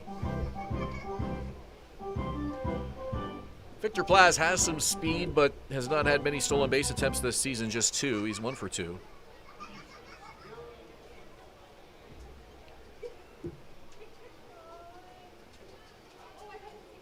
One and 2 the count to Owen Jansen. Boone is ready. Jansen waggles the bat. 1-2. And it's outside, and the count is even. Middle infield double play depth here. Keith Kendall and Tommy Reyes Cruz. Ground ball can get the Majors off the field. One out here in the bottom of the fifth.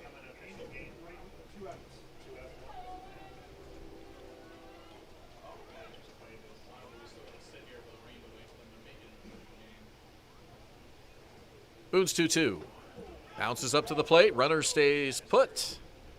Plaz thought about breaking for second, and that ball didn't get very far from Chris Ruiz. So the count now full, 3-2. Good at bat here from Jansen, who's fouled off a couple and battling back to make it a full count. I wonder if that's been the game plan for the Baycats coming in today, knowing that Boone's been able to sustain long outings so far this year. Just being able to work up his pitch count, being able to foul off as many balls as possible. 3-2 the count. Jansen waggles the bat. Here's the pitch on the ground. First baseman up with it. And Brownlee steps on the bag for the out there. Plaz advances. No chance on the double play. So the inning will continue, but with 2 out. Still a productive at-bat there for Owen Jansen, being able to move up Victor Plaz to second base. Now gives the top of the order a runner in scoring position. Saw how slow that ball was as it rolled into the glove of Cleveland Brownlee, and if that infield was a little bit less drenched, that ball might have got to him a little bit quicker. It's a slow and soggy infield grass this afternoon. It has seen an awful lot of rain here in the last hour or two.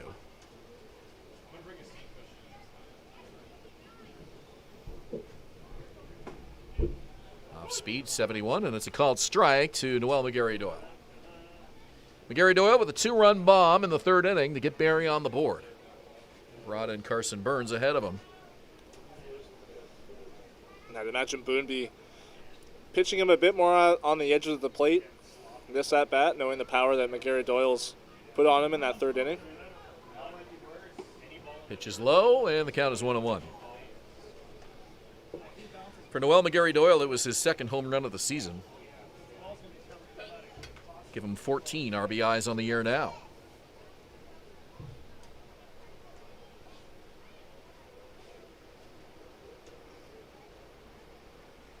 Boone taking his time, nods as he gets the sign he wants.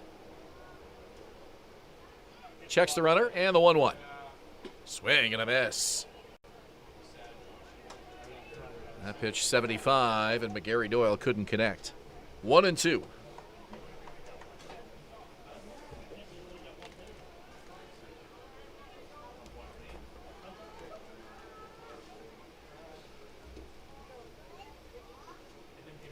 One ball, 2 strikes, 2 out, bottom of the fifth.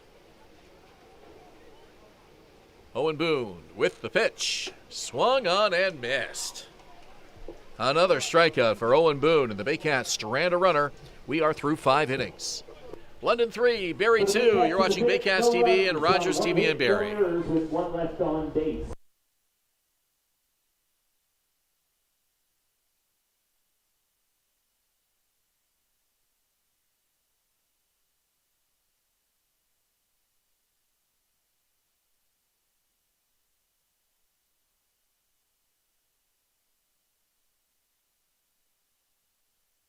The Collingwood Brewery at 10 Sanford Fleming, producing delicious lagers, ales, and seltzers since 2014. The proud home of the Baycats Brew. Check out their retail shop and tap room, and select products at the LCBO, beer store, and grocery stores. Cheers, and go Baycats!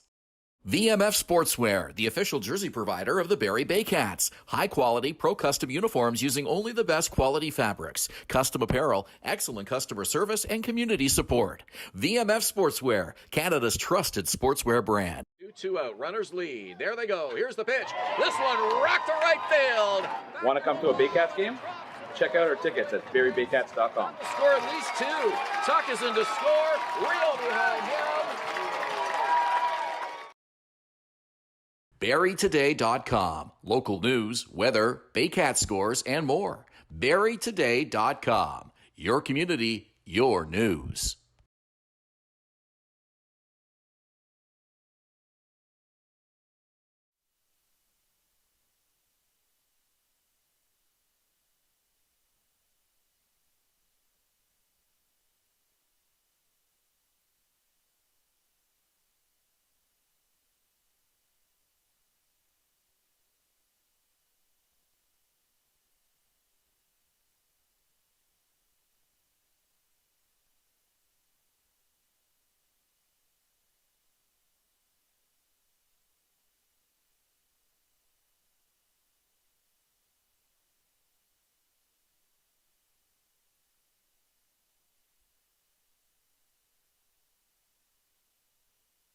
being brought to you by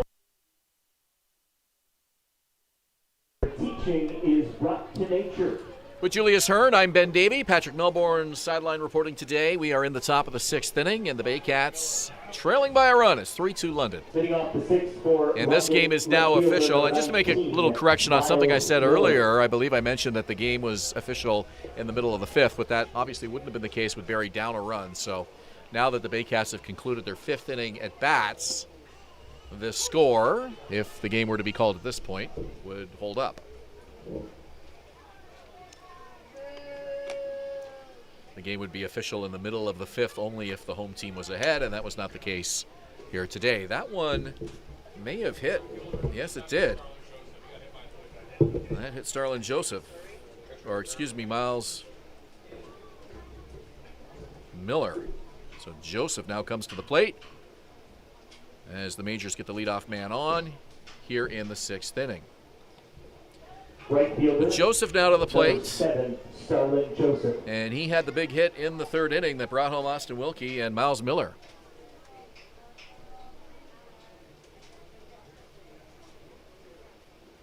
Frank Garces kicking that dirt on the mound, and that's another issue with pitchers when that mud starts to clump in between the cleats. You'll be constantly cleaning that dirt out. Very, very wet pitcher's mound out there today. Want to make sure that landing foot is able to land cleanly in your delivery. Otherwise, you run the risk of injury and all kinds of complicated things. Runner leads, 1-0 pitch, swing and a miss. Joseph unable to reach for that one, and the count is 1-1. And we see in Major League ballparks that square of bristle that pitchers can, kind of get the dirt out of their cleats with. And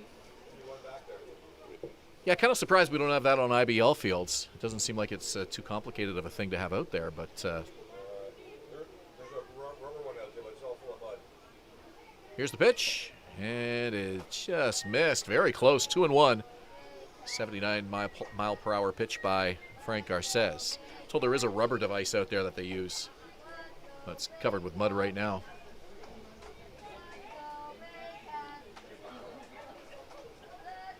So Joseph, 2 for 2 today and a 2-1 count here.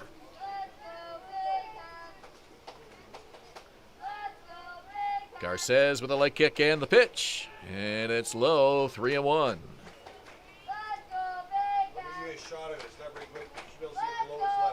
There you can see below his left foot. And there's that device that Julius was mentioning. It's a rubber, though, and pitchers can use that to clean off their cleats, but it's covered with mud right now, so not much help. It's been raining pretty steadily here today. Called strike, 3-2. Great pitch by Frank Garces, painting the corner.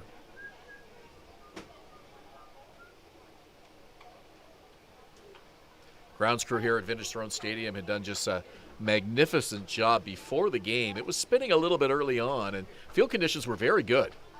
They had raked the infield. It was nice and dry. Grass was a little bit slick, but certainly nothing like now. They've had some pretty heavy rain since the first pitch today. Here's the pitch. Called strike 3. Starling Joseph frozen, and there's one out in the inning. Just want to go back to that point, Ben. With all the grounds crew, they had to do a whole lot during that 40-minute rain delay, to the point where honestly, in the middle of that delay, I'm like, no way this game is going to restart. We've been here time and time again where the rain just gets too heavy and there's no game to be played because of the field conditions. I thought it was getting to that point again. The fact that we are able to see a full game being played, huge, huge shout out to the grounds crew. So far, so good. We're in the top of the 6th, and the rain has not let up.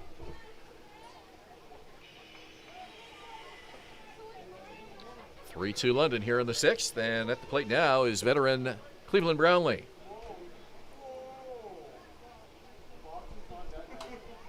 Brownlee fouls that one away. And that last at-bat to Starlin Joseph, it was on that full count strikeout. I was really curious to see what pitch selection that Garces was going to use. You see him gone with the breaking ball in 2-strike situations. You see him go fastball. Gone with the fastball there. Runner does not go. 1-1 pitch is popped up and foul. Looks like Brownlee's reaching for it out in front a little bit.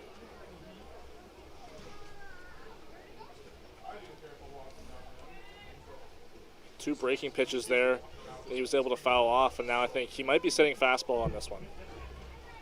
Brownlee with an outstanding season last year, hitting .335.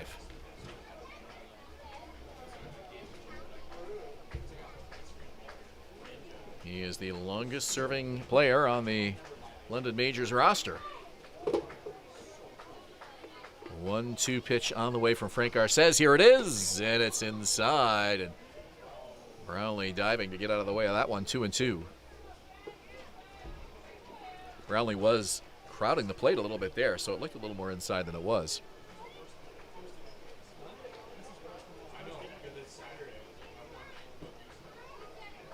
Almost looked like Brownlee might have moved up on the plate a little bit after that pitch a couple earlier that he lunged at and missed. Here's the 2-2. Bounces up to the plate. Runner stays put.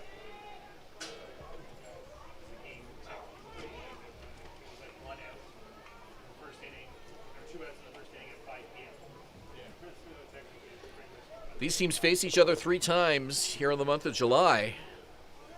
And as we mentioned, the next matchup, Friday night at Labatt Park in London. If you're looking for a road trip to kick off your weekend, London is a good one to go see. And it's always a great matchup when these two teams square off.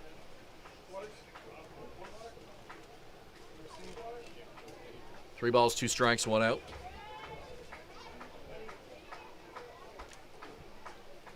Garces looks at the runner, the leg kick, and the payoff pitch. Called strike 3. Brownlee thought it was outside. He's pointing to where that pitch was, and he's not happy at all. It's his second strikeout of the afternoon. Mackenzie Wright ringing him up. Catcher number 34, Chris Ruiz. Here comes Chris Ruiz. That was Garces' 9th strikeout of this ball game through 5 2/3 innings. So 2 down for the catcher here in this top of the 6th inning.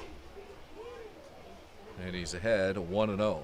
Mentioned Labatt Park, where the Baycats will be playing these London Majors on Friday night. And if you've never been, it is without question a bucket list destination for any baseball fan, especially if you enjoy the IBL. Very close to the downtown. The river runs just past the outfield. 5,200 seats, making it the largest in the league. And it's not only the oldest park in the league, it's the oldest continually operating baseball grounds in the world. Baseball has been played on that site since 1877. One of the remarkable things about that long history is, even though in 2020, Plaz barehands it has no play. Even though in 2020 there was no IBL season, they arranged for a one-game exhibition game against the Guelph Royals to make sure that streak stayed alive. And that was so cool. They just managed to get everybody out there for one game, took all the COVID precautions, and in 2020, when there was no IBL baseball being played, they still found a way to keep it the longest continually operating field, and they did a great job behind the scenes and in front of the camera. Just a great game all around. Yeah, 146 years of baseball on that site, and that distinction, oldest continually operating baseball grounds in the world. That's been very carefully worded because home plate has been moved at least once at that park, and there is a ball field in Clinton, Massachusetts that's 1 year younger, but its home plate and bases have remained in the same spot. So Fuller Field in Clinton, Massachusetts is the world's oldest baseball diamond. Labatt Park is the oldest continually operating baseball grounds. Not to get hung up on semantics, but fans of those two parks are very careful with that distinction. Sounds like that's exactly what you're doing. Well, just making it clear. And I'm actually considering seeing Fuller Field next month. We're heading to Boston, my son and I, and we're going to see Fenway Park. Fuller Field is about a 30-minute drive north of I-90. I've never seen it, but it's a historic location, and be interesting to see firsthand what that field looks like. Ball gets away from Cote, and the runners are going to move up. apparently you can book it. You can play a game on that site. I'm not sure if anybody can just walk up and play on the field if it's not being used, but we might get lucky enough to get to throw the ball around out there. Who knows? So Miller to third, Ruiz to second, and trouble for Frank Garces here in the top of the 6th inning. You think about 146 years. Just hard to even wrap your head around that much history. It's a historic site under the Ontario Heritage Act. Labatt Park in London. 1-2. Garces with the delivery. Strike 3. Crisis averted as Frank Garces deals 3 strikeouts here in the top of the 6th. Majors strand 2. We go to the bottom of the 6th. Barrie trailing by 1. You're watching Baycats TV and Rogers TV in Barrie.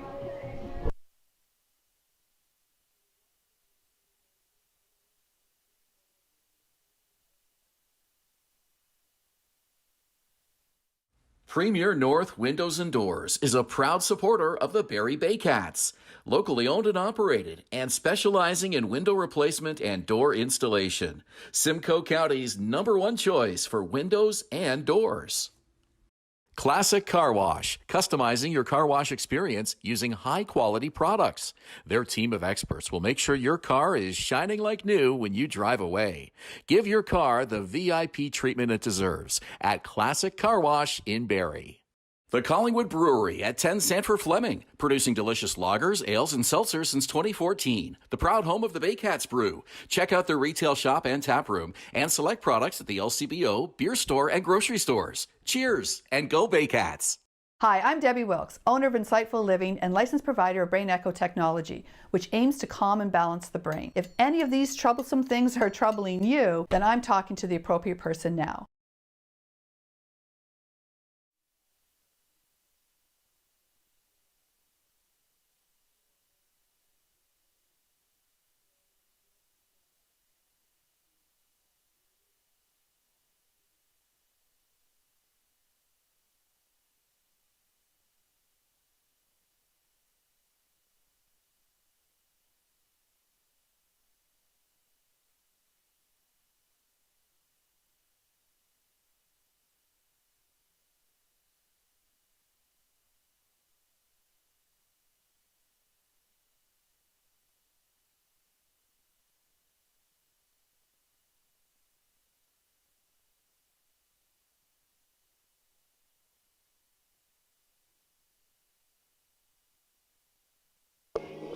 Welcome back. It's the bottom of the 6th inning here at Vintage Throne Stadium. It's brought to you by Beating the Odds Autism Center and Farm, where teaching is brought to nature. Patrick Melbourne reporting. What do you have for us? Well, I have 3 things, Julius. The first is you guys were talking about when a game becomes official, and Alan Ross just offering a suggestion on Facebook, and then you guys corrected it, so all good there. The one thing he said is he hates to disagree with the great Ben Davy. I just want to say I love to disagree with the great Ben Davy. Out of town scoreboard, we have no games going on right now, but one is about to start in Guelph. Kitchener and Guelph getting going at Hastings Stadium. That's at 7:30. Then Toronto and Brantford at Arnold Anderson Stadium. That will get going at 8 o'clock. We were really in danger of not having IBL baseball today with the rain, but it looks like all 3 games are at least going to start as scheduled. Hopefully the rain can stay away for that. The one other point I wanted to bring up, looking at the lineup construction today, Starlin Rodriguez playing second base, Owen Jansen playing first base. A lot of flexibility being shown by Josh Matlow's players. That's something he really, really likes, being able to move different players around. Gives him a lot of options, especially when players might be a little bit injured, unavailable for whatever reason during a game day. Just a really good mix of players. You can use them in different spots. Julius, I just wanted to give it to you for a moment. When you have a player like Owen Jansen or Starlin Rodriguez who can move around the infield and maybe even the outfield at different points, how does that help you as a manager? It just gives you way more options, like you mentioned, like being able to kind of mix and match your lineups every day. Other teams aren't seeing the same thing on a game-by-game basis, so, you know, other team will have to game plan differently, maybe. It's seeing some of the different defensive alignments, but you know, like you said, when players are unavailable for whatever reason, you know, it gives the manager way more options to put out a strong lineup. It's a full count here to Kinesi Joe, the center fielder. Pitch from Owen Boone. Low ball 4, and the Baycats get a base runner here in the bottom of the 6th inning. So this game official at the moment, 3-2. We're in the bottom of the 6th inning, but the Baycats trying to tie this one up. And if they are able to do so, then if this game was suspended, it would need to be completed at some point. Well, thanks to Alan Ross for pointing that out on social media for us. I always enjoy seeing Alan down at Christie Pitts. He's a Toronto Maple Leafs fan, so got to be honest, a little surprised that Alan would be watching a Barrie London game, but nice to know he's enjoying our coverage here today. Well, he says he hates to disagree with you, but I think it's just because he wants to disagree with you. All of us want to disagree with you whenever you have an opinion about baseball that we all disagree with. Not Alan, believe me. He's one of the nicest and most agreeable people I've ever met. At least at Christie Pitts he is. As am I. See you in the 8th inning. 1-0. The count. Drawing a throw is Kinesi Joe. Ejo was caught stealing in the 1st inning. First time this season he has been thrown out on the bases. Pitch from Boone. It's a strike. Looked like it was high and in, but Starlin Rodriguez now with a 1-1 count.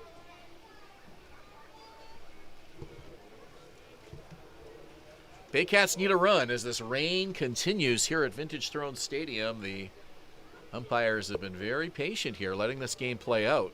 There was a 40-minute delay when we heard thunder rolling in. Big swing by Rodriguez. He drops the bat and stumbles out of the batter's box all the way over to the on-deck circle. His follow-through on that swing nearly caused him to take a tumble. Almost literally swinging out of his shoes. Well, that area around home plate is very wet. Wouldn't surprise me at all if maybe his footing just slipped a little bit. They're playing in some thick mud out there right now.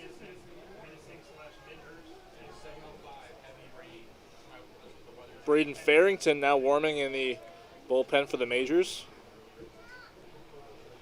Farrington worked in relief of Owen Boone on Sunday against Hamilton in that win.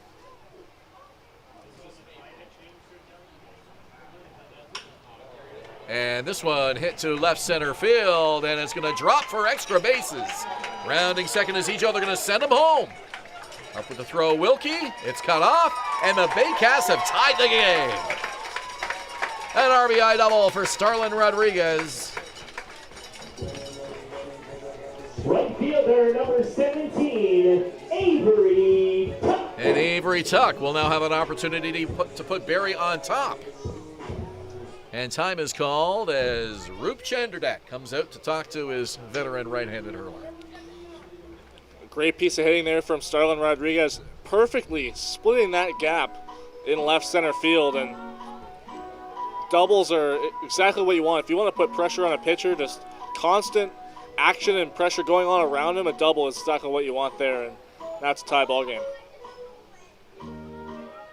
Farrington usually comes on in the late innings, and I don't think Roop wants to bring him into the game just yet, as Mackenzie Wright comes out to break up the conversation, and Roop puts his head down and heads back to the dugout. So he is done saying whatever he wanted to say to Owen Boone. Maybe stalling for a little bit of time, though, and perhaps Roop thinking, hey, with the rain as it is, this might be a shorter ball game than 9 innings. You never know, and we'll see. He may go to Farrington a little bit earlier in this game than he ordinarily would if he's thinking along those lines. 3-3 now. We're in the bottom of the 6th. Avery Tuck has that one hit him. And it plunked him right in the top of the shoe, and he'll toss the bat away and make his way to first base. So 2 on for the Baycats now with nobody out. Catcher number 5, Josh Cote. The Baycats saw Farrington on May 27th here at Vintage Throne Stadium. Farrington went 2 innings, allowed 1 hit, got the save in a 7-3 win for the London Majors. Josh Cote having an incredible rookie season for the Baycats, averaged down to .324 now after a torrid start. Hasn't really cooled off, but you knew the start that he had to the season wasn't sustainable, and we really like what we've seen from Josh Cote here in his first season.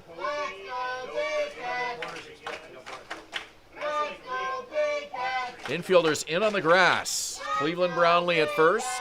Robert Mackey at third. Let's see if Cote lays one down here with 2 on and nobody out. Here's the pitch. He offers a little check swing and fouls it over near his own dugout. 0-2. And now the infielders will move back. Got to be thinking about that in a tie ball game, and certainly with the weather situation here, these teams know every run is crucial from this point on.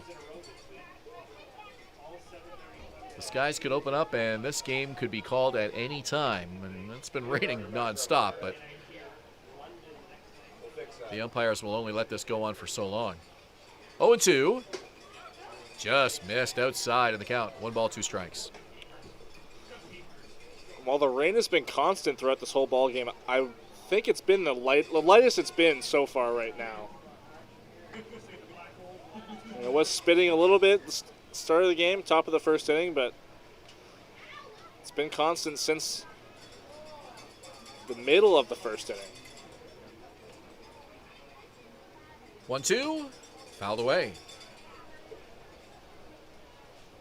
Yeah, I'd say about half of the umbrellas have been put away from last inning, but it's hard to tell whether that's because the rain has let up or the fans are so wet that they just don't care anymore. At some point you're like, yeah, we're soaked. What's the point in trying to stay dry?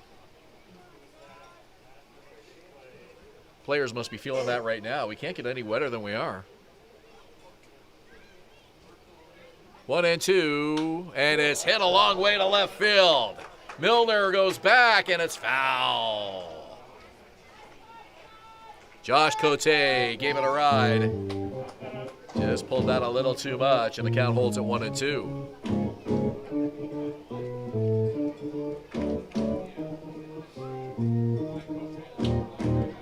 He struck that ball really well. It looked like right off the bat it was going to go straight down the line, but curved just a bit over that left field line into foul territory.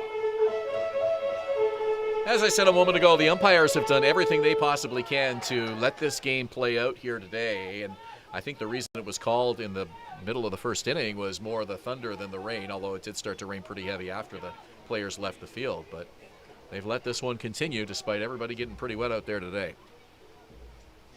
1 ball, 2 strikes. Boone checks the runners. Here's the pitch. And it's lifted to the right side near the Barrie bullpen and out of play. Good at bat here by Josh Cote, the catcher.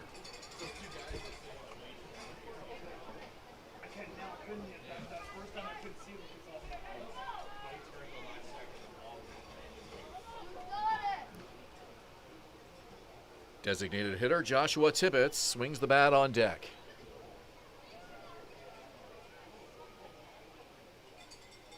Boone to Cote.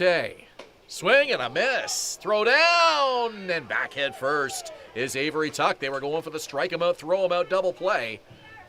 Good, strong throw by Chris Ruiz, and Tuck was able to get back safely.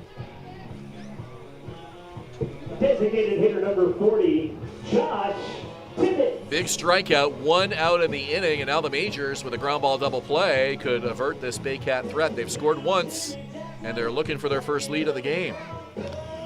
And that was the 10th strikeout of the ball game for Owen Boone. Now both starting pitchers reaching the double-digit mark in strikeouts here today. Swing and a miss, strike 1. Yeah, we knew we were in for a good pitching matchup today. Owen Boone and Frank Garces, and no surprise. Each of them with double-digit strikeout totals, and we're still only in the 6th.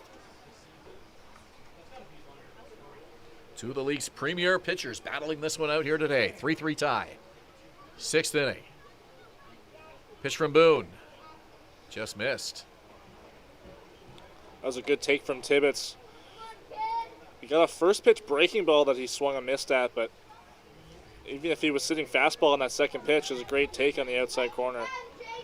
Tibbetts has had trouble with the fastball in his last few at-bats, and now time is called. Tibbetts steps out, and he'll settle back in. 1-1. Rodriguez at second, Tuck at first. One out in the inning. Pitch from Boone. Left field, foul territory, and out of the reach of everybody. So it's a 1-2 count to Joshua Tibbetts.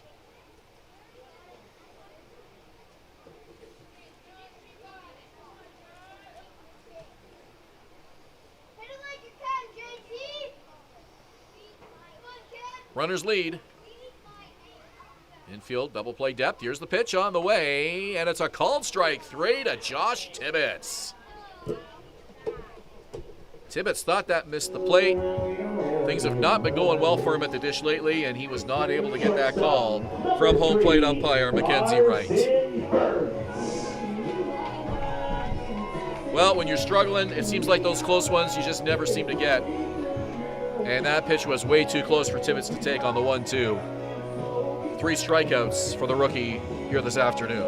Even if you're not getting hits, sometimes you might be, hitting line drives that just get caught. You're hitting the ball hard or hitting the ball on the ground, but, the defense is bailing the pitcher out. And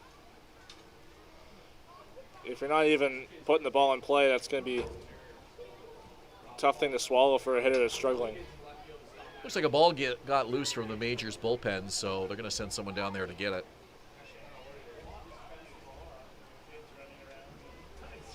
Unless that was a foul ball that was hit by Tibbetts that never got thrown back in. In any event, they'll wait for that ball to be removed from the playing area.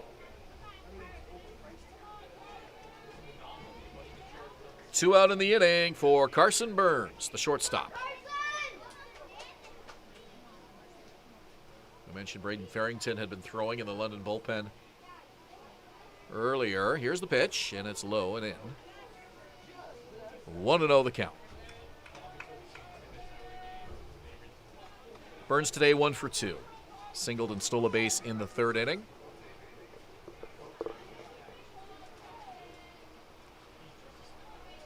Sixth inning of this 3-all tie, London and Barrie.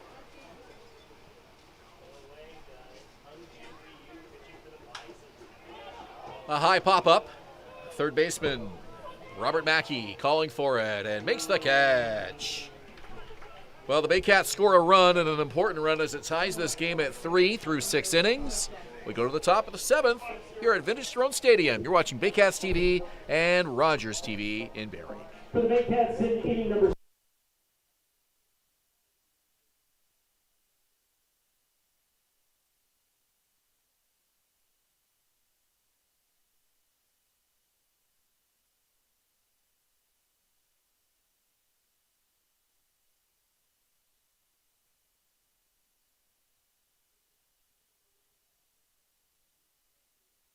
Danielle May Real Estate, supporting the Barrie Baycats and ready to help with all of your real estate questions. What is your home worth? Should you sell now or wait? Danielle is dedicated to your success. The next time you think real estate, think Danielle May. VMF Sportswear, the official jersey provider of the Barrie Baycats. High-quality, pro-custom uniforms using only the best quality fabrics. Custom apparel, excellent customer service, and community support. VMF Sportswear, Canada's trusted sportswear brand.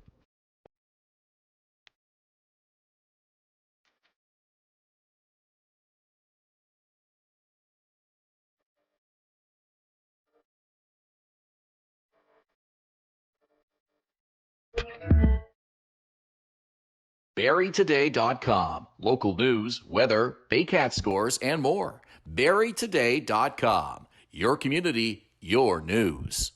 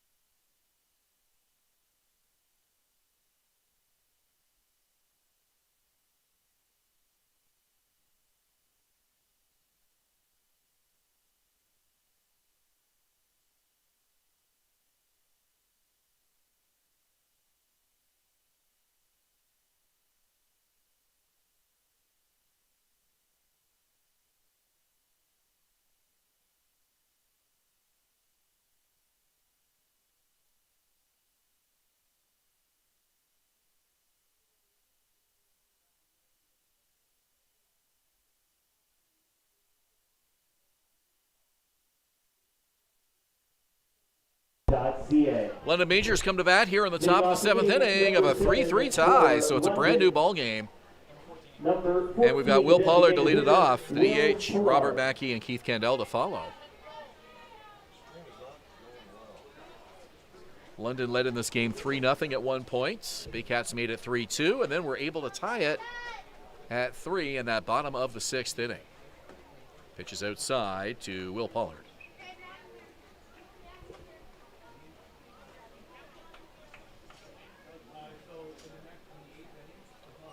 I don't know what you think, Julius, but do you think these umpires, if the weather gets worse, are more likely to suspend this game if the score is tied now, 3-3, than they might have been when it was 3-2 earlier? I think there's much less pressure on them to call it when it's tied. You're not, Absolutely. but I think they might as well play it out now. It's not raining hard at all, really. I mean, you might as well finish it out if you can. We're deep enough in it. You're committed. Yeah, you get to this point in the game now, top of the 7th, everybody's wet anyways, and if the rain continues at this level, then they'll probably try to finish it. I mean, the only obstacle would be if they get like a torrential downpour. That might be the time, regardless of tie ball game or not. But they're deep enough now. I think they're committed to finishing this ball game out. Interesting, too, that we haven't had any errors despite the below-average field conditions, to say the least. Yeah, very surprising. 1 ball and 2 strikes. Pollard today 0 for 2.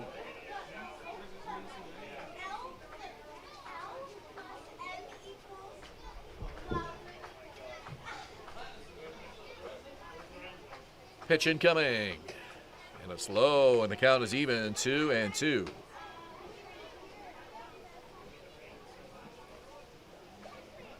Will Pollard today with a strikeout and a ground out to third base.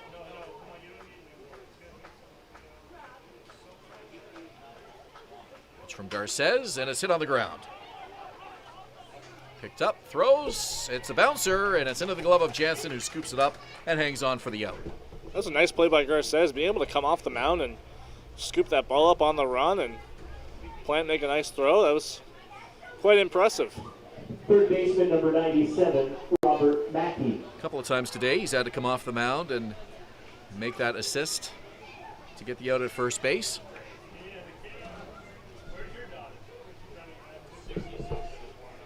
Looked pretty good out there today, both defensively and pitching the ball. Keeping his team in this 3-all tie here in the 7th. This is Robert Mackey. On the ground to third. Plaz. The throw is offline, and it pulls the first baseman, Jansen, who has to go back and get it on the dirt. And taking the extra base is Robert Mackey. Well, no sooner do we say it's been an errorless ball game, and of course, we jinxed that, and it's error on Plaz on that throw. Bit of an announcer's jinx there, absolutely. Didn't mean to, Victor. Sorry. Hopefully we don't hear about that after the game. Shortstop number 12, Keith Candell. That error, though, not an attribution at all to the field conditions or whatever. Unless the ball was wet, maybe that slipped out of his hand. That's the other thing. You know, the condition of the ball itself, we mentioned it already in the game, that can be tricky too. Plaz fielded it cleanly, had a lot of time to make that throw, but just didn't make a good one. So E5, Mackey to second. One out in the inning, and here's Keith Candell, the shortstop.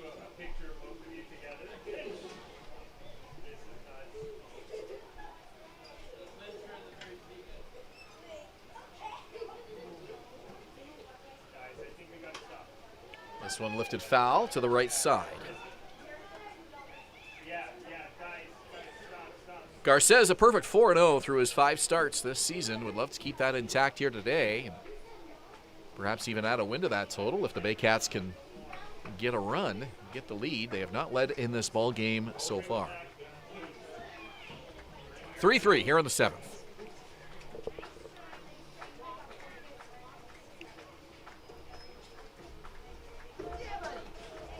And now time is called.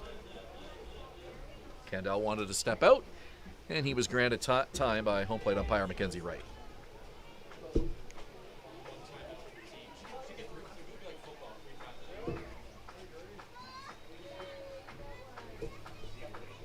Little infield out there, Starlin Rodriguez and Carson Burns. Rodriguez dancing around a little bit there, sneaking in behind the runner. Here's the pitch, and it's fouled off the mask of either the umpire or the catcher. I think it was the umpire that one hit. 0-2.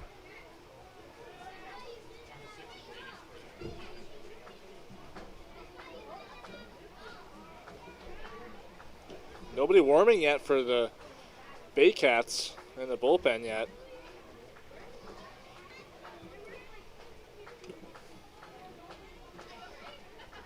Go-to pitch. Up the middle and into center field. They are going to send home Mackey. Here's the throw by Ejo, and it's not in time. Head first slide. Mackey scores. London leads 4-3. A big RBI by Keith Candell as he got a hold of that 0-2 pitch and lined it right back up the middle.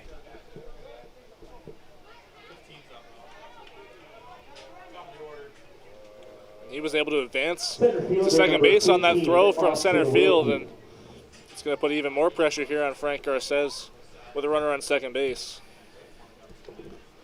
That'll be an unearned run, but Garces now the pitcher of record, trailing 4-3 in this game. Garces allowed 3 in the third, but settled down quite nicely after that. Had a string where he retired 8 out of 9 after he gave up those runs in the third inning, so he was doing quite well. And now trouble in the top of the 7th. Aiden Russell now throwing in the Baycats bullpen. We saw him just after the game resumed following the weather delay. But now here in the 7th inning with a bit of trouble here for Frank Garces. Some action in the Baycats pen. 72 on that last pitch. And he goes off speed again, and it's a strike.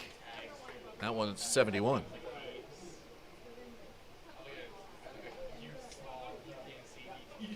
Wilkie today 1 for 3. Singleton scored in the third.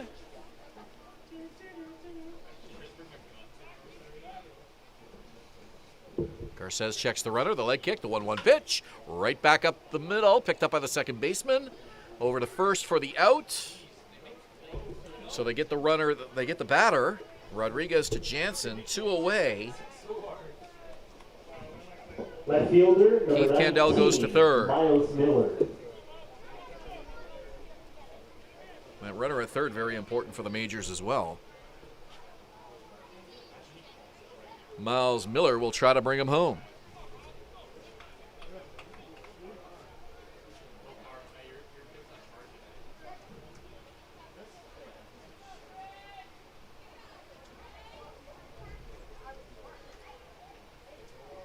Four runs on 6 hits now for the majors today. Baycats with 3 on 5. But the error, the throwing error on Victor Plaz, proving costly for the Baycats here in this top of the 7th inning as they surrender the lead back to the majors. 0-1, swing and a miss. 82 from Frank Garces.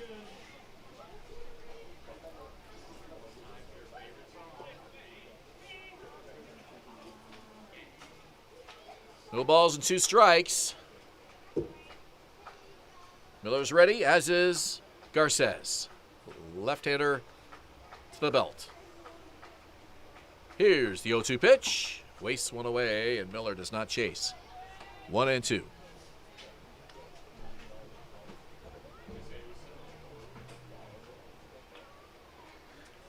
Baycat bullpen remains quiet, so Garces with the ball and the confidence of his manager here to get his team off the field in the top of the 7th. Barrie trailing by a run. Pitch on the way, fouled away. Count holds at 1-2. Baycats have a game tomorrow afternoon. London can throw everybody out there today because their next scheduled game isn't until, I believe, Wednesday. The Welland game is going to be played then, and then not again until Friday after that. So they've got a little bit of a break after this one. 1-2 to the man at the plate, Miles Miller. Garces with the pitch, and it's high. Garces dealing low 80s here in this 7th inning.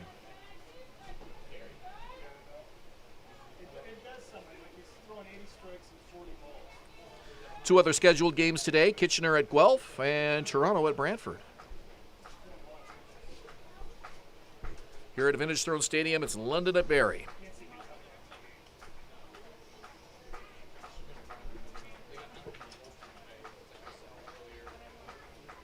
Two and two the count. Good at bat here by Miles Miller.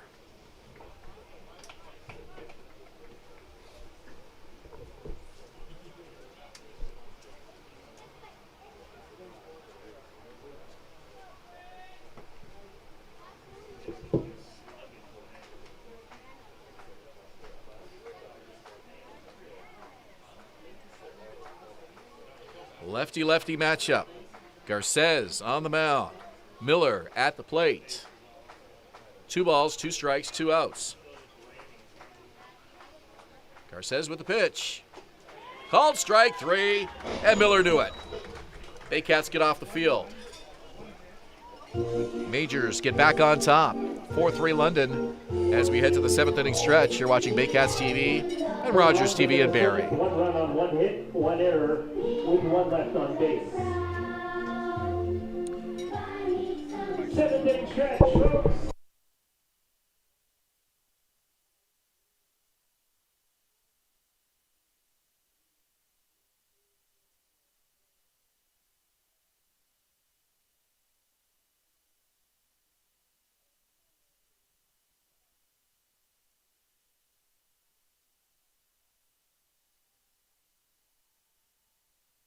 We be disturbing the peace. Working, we serving the streets. About to go 8 going beast. Bang, bang, leave you sleep. Carrington comes in, and the Hard body, and not scared. score is James Anderson, and the Baycats win. Join us this summer at the Baycats Summer Baseball Camp.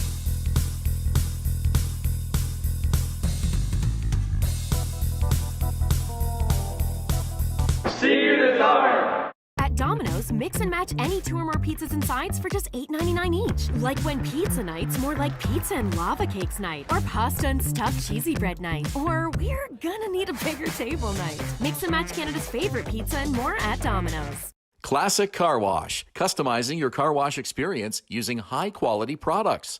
Their team of experts will make sure your car is shining like new when you drive away. Give your car the VIP treatment it deserves at Classic Car Wash in Barrie.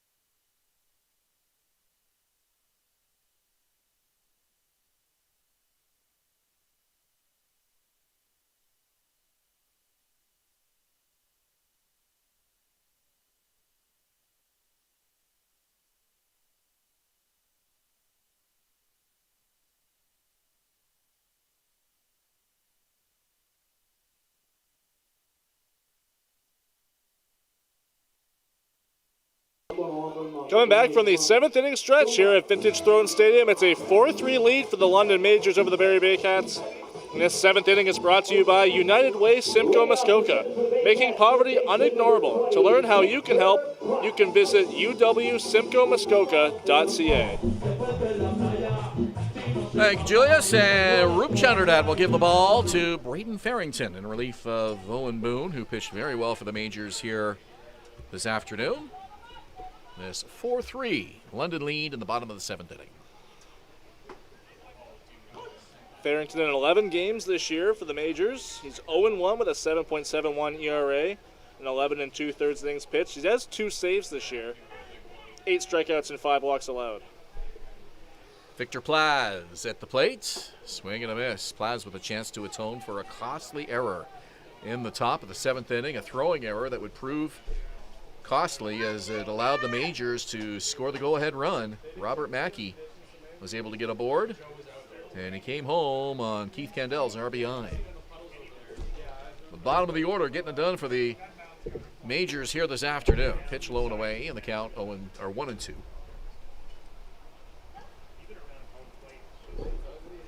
A Kitchener-Guelph game is just about to get underway. Not sure what the field conditions are like down there right now, but Toronto and Brantford, the other game on the schedule, and that's an 8 o'clock start this evening. So swing and a foul into the glove for a strike. Plaz goes down, one away.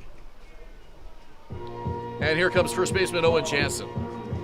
First baseman number 14, Owen Jansen. Baycats starter Frank Garces has thrown 122 pitches today. Nobody throwing in the Barrie bullpen, so it looks like he's going to go out and work the 8th as well.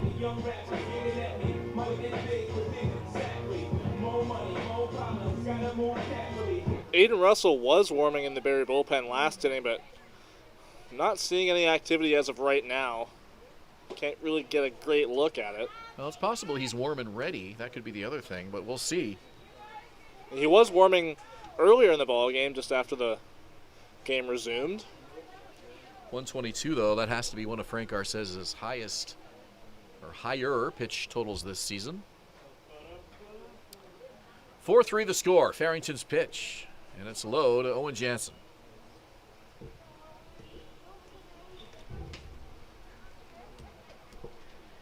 Mentioned that Jansen is due for a big game at the plate, and love to get something going here if you're Owen Jansen in the bottom of this order. Try to get something cooking for Barrie in the bottom of the 7th. Waggles the bat as he awaits the 1-1 from Farrington. Here it is. Swing and a miss, 69 miles per hour. 1-2 the count. Anthony Benitez warming in the London Majors bullpen now.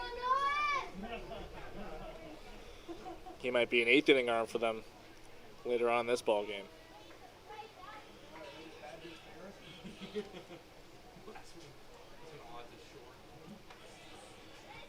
Farrington to Jansen, and it hit him. So the Baycats get a man aboard in the 7th. Left fielder number 95, Noel. So 2 Baycats have been hit now in consecutive innings. Tuck was hit in the 6th, and now Jansen in the 7th. And we're back to the top of the order for Noel McGarry-Doyle. McGarry-Doyle hit his 2nd home run of the season, and it was a big one in the bottom of the 3rd inning as it brought home Carson Burns ahead of him and made it a 1-run game at the time. After London had jumped out to a 3-0 lead, McGarry-Doyle's home run made it 3-2. Breaking pitch to start him off, 64.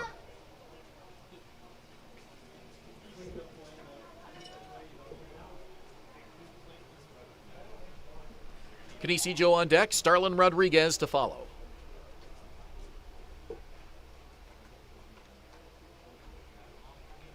Pitch. That's up high in the count, 2-0. Jansen 2 for 3 on stolen base attempts this season.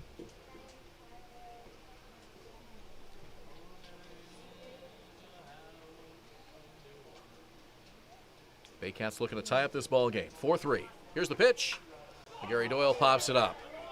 Yells and tosses the bat away in frustration as the catch is made by third baseman Robert Mackey. Yeah, that was definitely his pitch to hit. That's why he's so frustrated. He knew that was right the zone that he wanted to be in, and he just got under it a bit too much, popped it up. We saw him hit that home run in the 3rd inning. We know he has the power, and just a tough break there from Noel McGarry-Doyle. Screamed something colorful that we could hear all the way up here, and frustrating outcome for McGarry-Doyle, but Canisijo now will get a chance with 2 out in the inning. Ejo has walked twice. Called strike.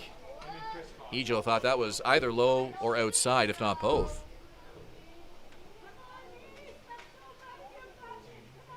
A lot of first pitch strikes by the home plate umpire today. 0-1, here's the pitch. And this one to center field. Back for it is Austin Wilkie. He's under it, he makes the catch. So a nice job by Braden Farrington coming on in relief of Owen Boone as he gets through the 7th. We go to the top of inning number 8. Majors on top of the Baycats 4-3. You're watching Baycats TV and Rogers TV in Barrie. The Baycats in the 7th.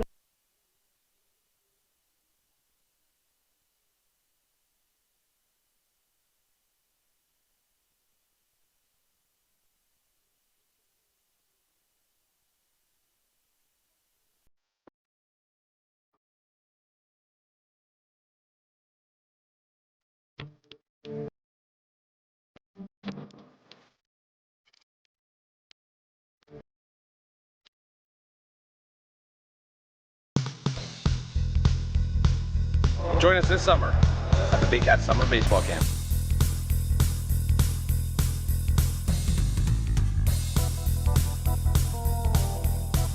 See you this summer! Hi, I'm Debbie Wilkes, owner of Insightful Living and licensed provider of Brain Echo technology, which aims to calm and balance the brain. If any of these troublesome things are troubling you, then I'm talking to the appropriate person now.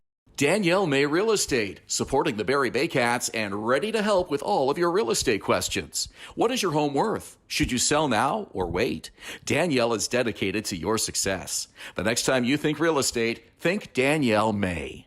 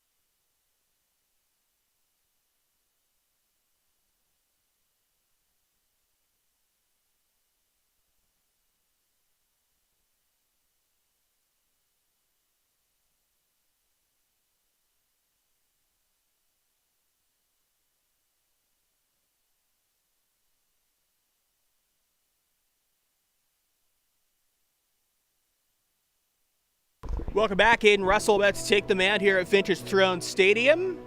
Just getting a little bit of a delay in just to make sure the grounds crew can tend to the home plate area, which is just a mess because of the weather.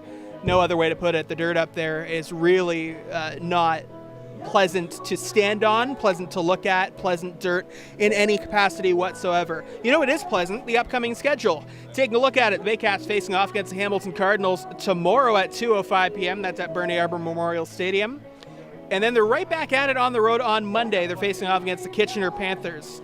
The next home game is Thursday, July 20th. That's at 7:35 p.m. against the Hamilton Cardinals once again. So they're facing them twice in a week. You can get tickets for that one at barriebaycats.com. It'll be an interesting one. Cardinals, a much revitalized team this year as they have new ownership, a new logo, a brand new experience at their ballpark, and it really is night and day over there. So Baycats will get to see their park early on in the week, and then later on in the week they're going to come see our ballpark here at Vintage Throne Stadium. As we're just really, we are in delay territory. It's not officially a delay, but we are getting to delay territory. So I'm going to let Ben and Julius rest just a tiny bit more so they have their their voices ready for the last couple innings. There's another bag of dirt coming in, Ben. A very animated conversation happening right now, Patrick, with Roop Chandra, unless they're just kidding around. Maybe that's the case, but Andrew White out with Roop. Roop was not happy about this delay. He wants them to get out there and get this inning going, and the Baycats have been the ones that have been out trying to make sure that these field conditions are adequate, both at home plate and on the mound. Well, you would think, and obviously any delay is going to impact both teams, but you would think if any team has an issue with the delay right now, it would be the Baycats, considering Aiden Russell is the one just standing on the mound, not throwing at the moment. But he's going to need a few extra pitches on the mound to get warm before we get underway, as it looks like it might be another few minutes before we get official pitch in this game. So I don't think the Baycats and the Majors are upset with each other here, although Andrew White was pointing his finger at Roop Chandernat, and it looks like they're having some laughs, but Josh Matlow out there too, talking to the home plate umpire, and they want to make sure that the dirt is well raked. The mound is just an absolute disaster right now, and Aiden Russell about to come into the game for Barrie. Just looking at the total pitches thrown for Barrie and London in this game, you look at Owen Boone at 120 and Frank Garces at 122. Let's bring Julius Hern back in. Julius, really, really good outings on the mound for both starters today. Both of them kept it close. They both kept their calm when there were a lot of weather-impacted delays and adversity. Pretty low-scoring game, all things considered.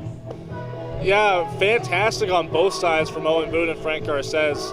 Really surprised that they would even go that far in regular circumstances, let alone having the weather delay kind of in the middle there. But yeah, absolutely fantastic for both of them. 11 strikeouts each in 120-plus pitches, so yeah, absolutely fantastic. All right, Julius, slight delay here at Vintage Throne Stadium. We'll take a quick break and come back with Ben and Julius on the mic and Aiden Russell on the mound here at Vintage Throne Stadium. You're watching Baycats TV and in Barrie on Rogers TV.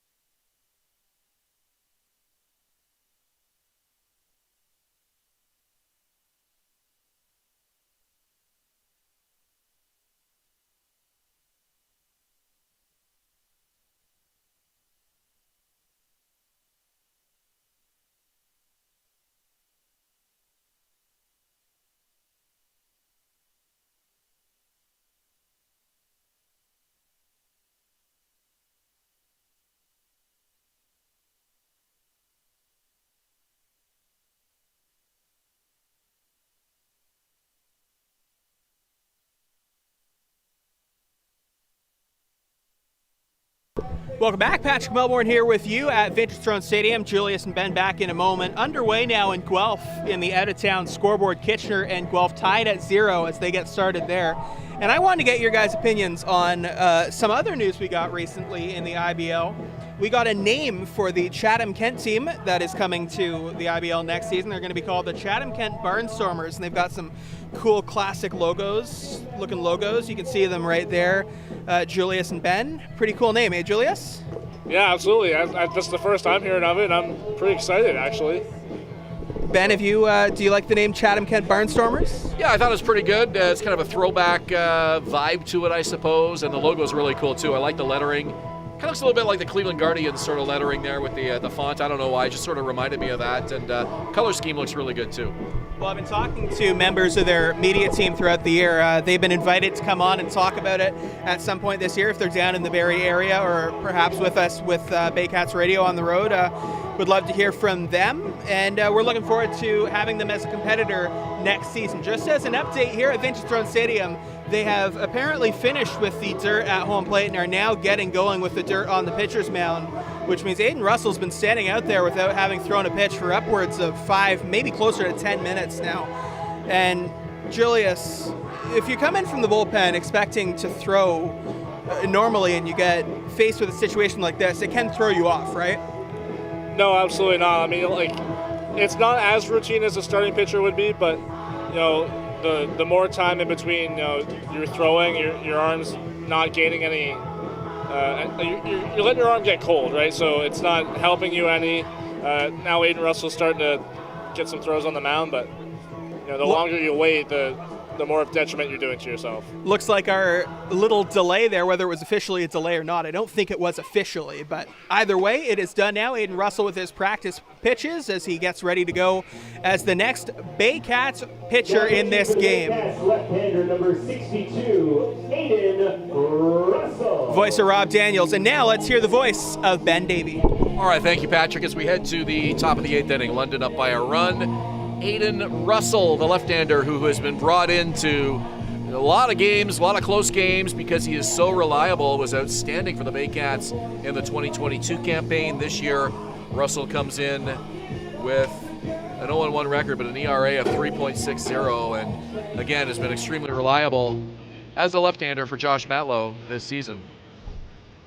Last year, a 2.11 ERA in 16 appearances.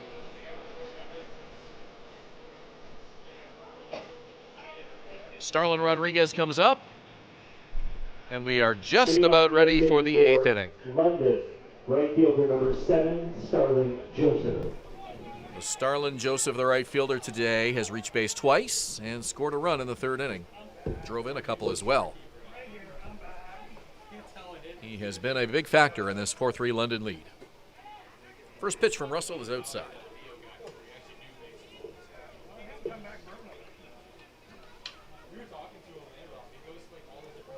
Baycats have not led in this ball game and trying to keep it at 1 here in this top of the 8th inning. That one by Joseph is fouled off.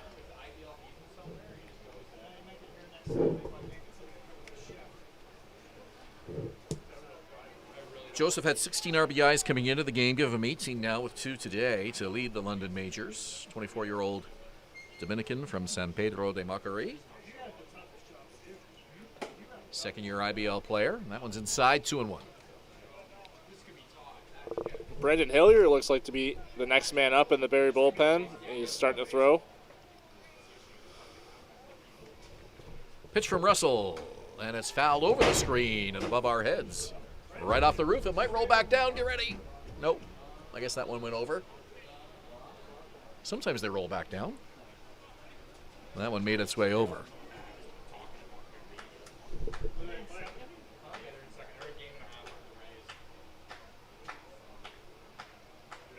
Two from Russell is fouled away, right side. Well, if you're just joining us and wondering why this game is still in the 8th inning after it started over 3.5 hours ago, part of the reason why was a 40-minute rain delay that happened in the bottom of the 1st inning. There was some thunder to our west, and the umpires pulled the teams off the field at that point. This one's popped up and might be playable. No, just out of the reach of the first baseman, Owen Jansen. So rain pretty solid for about 40 minutes, and the rain started to taper off just a little bit, but really continued as play resumed through most of this ball game. Right now just really damp and soggy, not really raining hard. Still wet though. And then we had a field conditions delay that lasted about 15 minutes or so as they tended to the mound and the home plate area. Essentially, it's resulted in no batter's boxes. Swing and a miss, and Starling takes a tumble on that. He goes down swinging one away. Gives you an idea how slippery it is around home plate there. Looks like Starlin Joseph might have rolled his ankle a little bit on that swing. He's slow to walk off back to the dugout. That batter's box chalk is long gone. And you can see where the catcher is and then the batter's box on either side of home plate, the fresh dirt that has been put down there. This one popped up. Cote looking for it. It's well out of play, though. Cleveland Brownlee with 2 strikeouts today, but a big hit that brought in a run in the 3rd inning.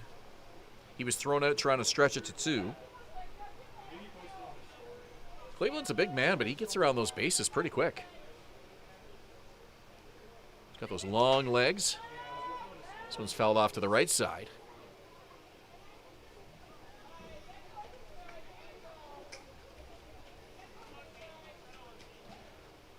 No balls, 2 strikes, 1 out.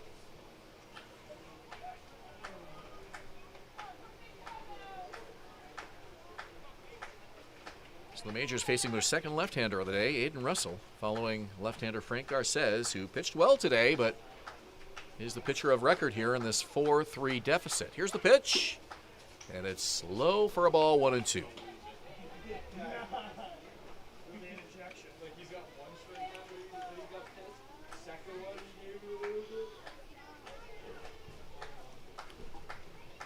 Pitch from Russell, and it's hit to second base. And the throw made by Starlin Rodriguez after bobbling it just briefly, but stayed calm, kept it in front of him, and is able to make the play in plenty of time. 2 out in the inning.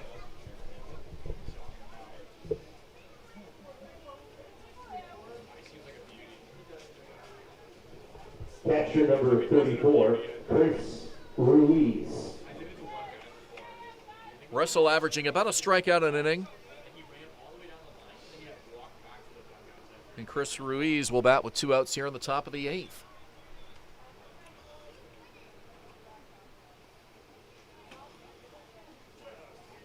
Ruiz is 1 for 3 today, singled in the 6th inning, but was stranded on second base. Struck out in the 2nd and flew out to left field in the 4th inning.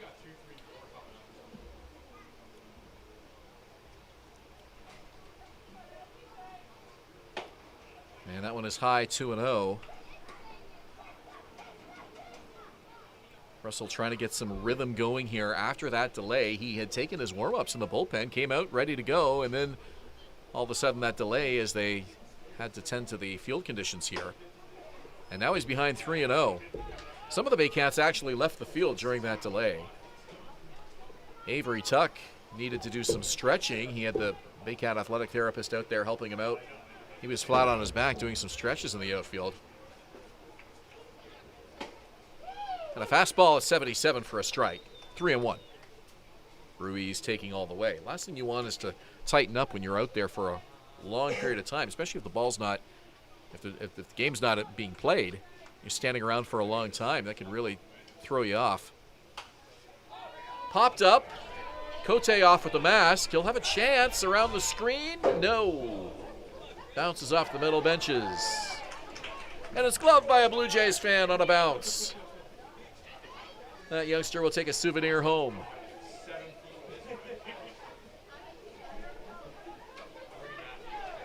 And he's got a big smile on his face. Still plenty of fans here despite the wet weather here today. Yeah, the nice thing is everybody's wet already, so if you've held in this long, you may as well stick around to the end, especially in a one-run game. And I think that's been the mindset of the faithful here at Vintage Throne Stadium. Especially with the great pitching matchup we had throughout this ball game. Owen Boone and Frank Garces. Swing and a miss. Aiden Russell with some clutch pitching for the Baycats as the Majors go 3 up, 3 down in the 8th. So we go to the bottom of the 8th inning. Baycats trailing by 1 on Rogers TV and Baycats TV. Nobody left on base.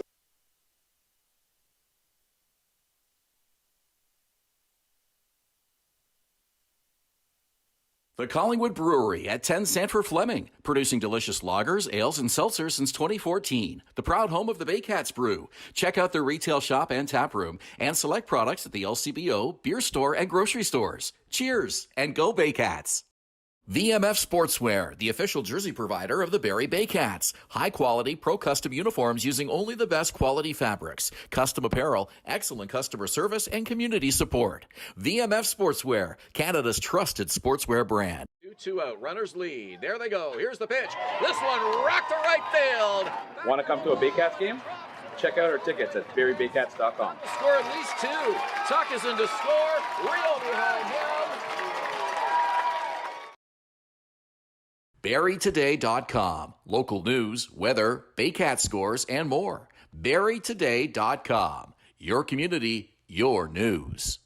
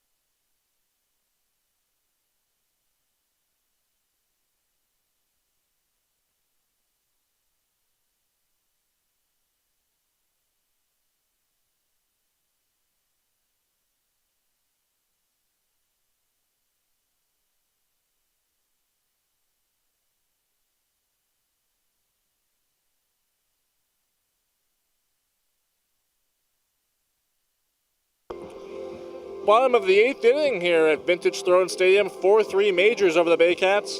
This 8th inning is brought to you by Expedia Cruises in Barrie. Air, land, and sea vacations. Starlin Rodriguez will lead off this bottom of the 8th inning for the Baycats, and behind him will be Brad McQuinn batting in the spots of Avery Tuck. Josh Cote is due up 3rd in this 8th inning for the Baycats. Barrie has not led in this ball game, and they trail 4-3 here in the bottom of the 8th inning. Glad to have you along on Baycats TV and Rogers TV this evening here at Vintage Throne Stadium. What started off as an afternoon game is now run into the evening as we approach the 4-hour mark.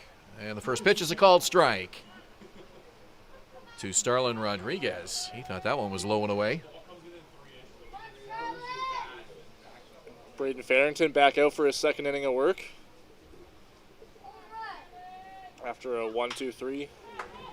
Into left field, base hit. Rodriguez is aboard to lead off the 8th, and here comes Brad McQuinn. Pinch hitting for the Baycats, number 47, Brad McQuinn. Farrington did a really nice job in relief of Boone in that 7th inning. He hit Owen Jansen. That was the only mistake he made, but got Plaz, McGarry Doyle, and Ejo to make sure that the Baycats couldn't tie that game up at that juncture. And this is a 1-run ball game here in the 8th inning. Every base runner valuable here for the Baycats. Runner goes. McQuinn looked like he was thinking bunt, and in without a throw is Starlin Rodriguez.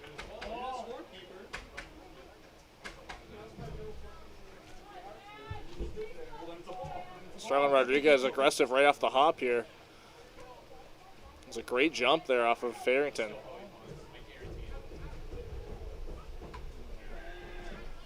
Down the line foul. Count 1-1. For McQuinn, it's just his sixth game of the 2023 campaign, and he's batting 143. Yeah, he came back from an knee injury not too long ago. He had a bit of a tough start to the year before that injury, and it's good to see him getting in some ball games after his comeback. 263 a year ago through 18 games for the Baycats. Those numbers a little more indicative of what you can expect from Brad McQuinn on this team. 1-1 count. Let's see if he's thinking about a bunt here. Nobody out. Rodriguez, really good speed at second base. Farrington looks in. Comes set. Checks the runner. 1-1. McQuinn bunts it. Picked up by Farrington. Barehands it. Makes the throw. It's high. And they got him. That was the second baseman, Tommy Reyes-Cruz, who came over to cover for Brownlee, who had been charging on that bunt as well. The throw pulled him up off the ground, but the umpire saying that he came back down in time. Brad McQuinn made that very close. That's a very well-placed bunt. Kind of in that triangle between the third baseman, pitcher, and catcher, and very well placed. And he did his job. He got Rodriguez over to third, and now tying run 90 feet away. So McQuinn retired 1-4. Cote, first pitch swinging, left field, pretty deep. Miller, back, makes the catch. Rodriguez will tag. He's got a lot of time, and he's in. That was actually closer than I thought. A great throw by Miles Miller. Wow. That ball was hit pretty deep, and Miller caught it about 4 steps from the warning track and threw an absolute laser. Yeah, it looked like Rodriguez kind of slowed up a bit before home plate. He expected that play to not be as close as it was, but great throw there from Miles Miller nonetheless. Miller threw that ball from a pretty deep part in left field, and in to score is Rodriguez to tie the game, so it's 4-4 now. Josh Cote with a sac fly, and here's pinch hitting Tyler Plumpton for Josh Tibbetts. Tibbetts was 0 for 3 today with 3 strikeouts. Plumpton, the veteran.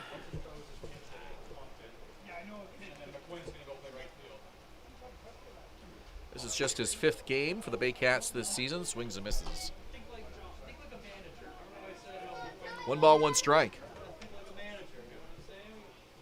Plumpton hitting .333 through those 4 games. Yeah, veteran catcher Plumpton, but with the surging Josh Cote. Cote's been getting the brunt of the playing time. Plumpton saw 23 games of action last season, hit .351.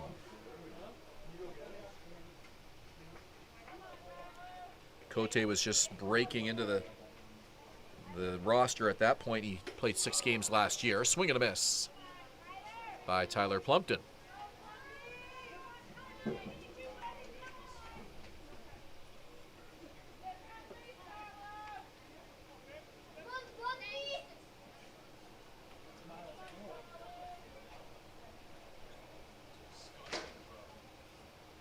Shortstop Carson Burns on deck. 2-2 pitch, and it's a changeup.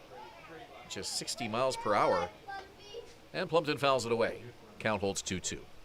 Yeah, it looked like Plumpton squared that one up, but I think he got that breaking ball kind of on a tough spin, and that's what caused that ball to go so sharply foul.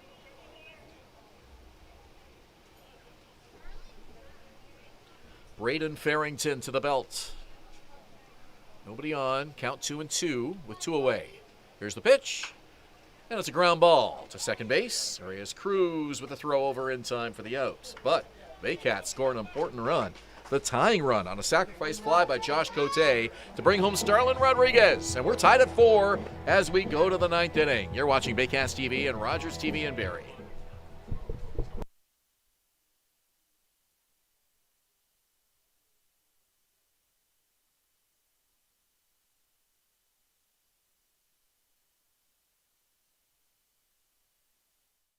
Premier North Windows and Doors is a proud supporter of the Barrie Baycats, locally owned and operated and specializing in window replacement and door installation. Simcoe County's #1 choice for windows and doors. Classic Car Wash, customizing your car wash experience using high-quality products. Their team of experts will make sure your car is shining like new when you drive away. Give your car the VIP treatment it deserves at Classic Car Wash in Barrie. The Collingwood Brewery at 10 Sanford Fleming, producing delicious lagers, ales, and seltzers since 2014. The proud home of the Baycats Brew. Check out their retail shop and tap room and select products at the LCBO, beer store, and grocery stores. Cheers and go Baycats! Hi, I'm Debbie Wilkes, owner of Insightful Living and licensed provider of Brain Echo Technology, which aims to calm and balance the brain. If any of these troublesome things are troubling you, then I'm talking to the appropriate person now.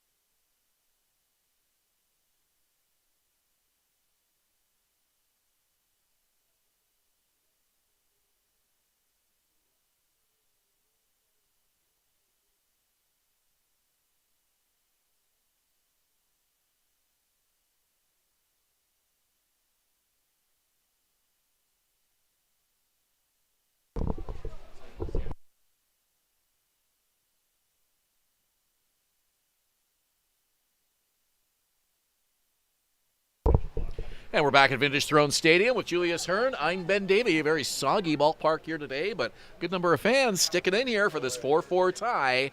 That's going to go to the 9th inning. Leading off the 9th inning for Brandon Hillier now on the mound here for the Barrie Baycats. 1-1 through 10 appearances. 2 saves and a 1-1 record. 8 2/3 innings pitched with a 7.26 ERA. 7 strikeouts, 5 walks allowed. Tommy Reyes Cruz will come to the plate for the 4th time today. Second baseman is 0 for 3.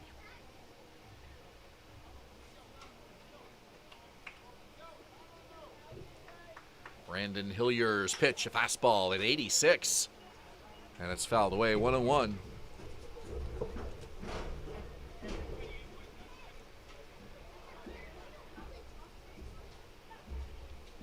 First of 3 matchups between the Majors and the Baycats in the month of July. They play again on Friday. Hillier buzzes that one inside. 2-1 now the count.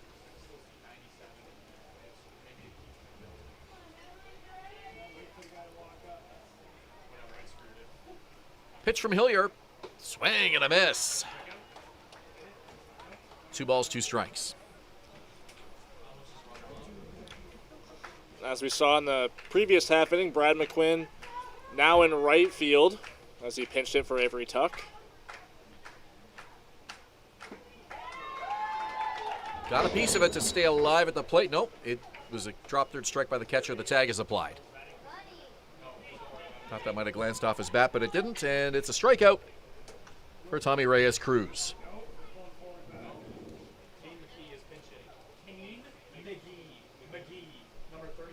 4 of the last 5 Majors have gone down on strikes. Pitch hitting for the Majors, number 37, Kane McGee. Aiden Russell worked the 8th and had 2 of those strikeouts. This is Kane McGee, a left-hander. Batting in Will Pollard's spot, the number 7 slot in this order. Pollard today was 0 for 3.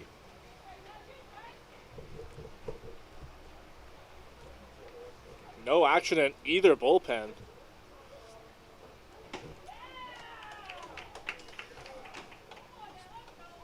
So we might be seeing Farrington come back out for the 9th inning for the London Majors.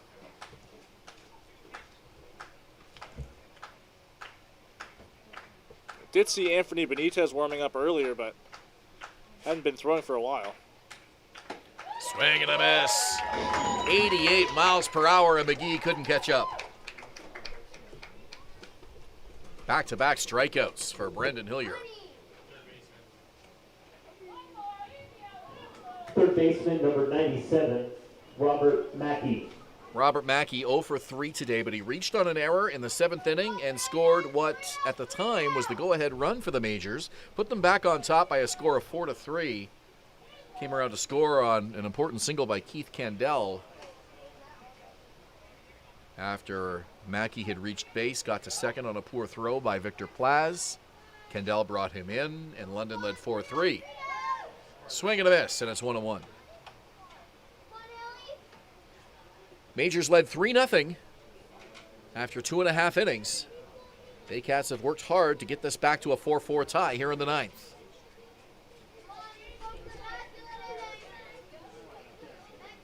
Here's the pitch. And it bounces low and away, 2-1.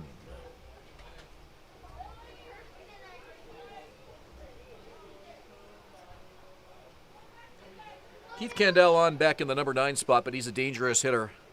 Roop Chanderdad has him in the 9 spot in the order. He's hitting .297, and here's the pitch, and it's hit to left field, and it's down the line foul. So the count holds 2 balls, 2 strikes. Robert Mackey, the third baseman. Hilliard kicking the dirt out of his cleats. It's been a problem for everybody in this game. Fans with the applause here at Vintage Throne Stadium. Here's the 2-2. Swung on and missed. Josh Cote clutches his fist as he hands the ball to the home plate umpire. Great pitching by Brendan Hilliard as he strikes out the side here in the top of the 9th inning. Barrie will look to send him home happy in the bottom of the 9th. We'll have it for you when we return. London 4, Baycats 4. You're watching Rogers TV and Baycats TV.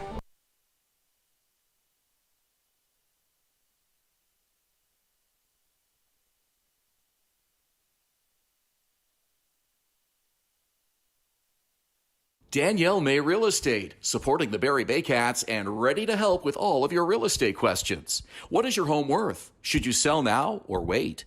Danielle is dedicated to your success. The next time you think real estate, think Danielle May. VMF Sportswear, the official jersey provider of the Barrie Baycats. High-quality, pro-custom uniforms using only the best quality fabrics. Custom apparel, excellent customer service, and community support. VMF Sportswear, Canada's trusted sportswear brand.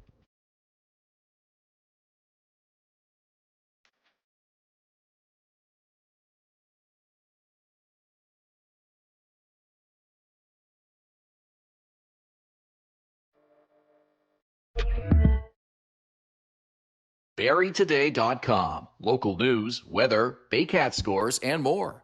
BarrieToday.com. Your community, your news.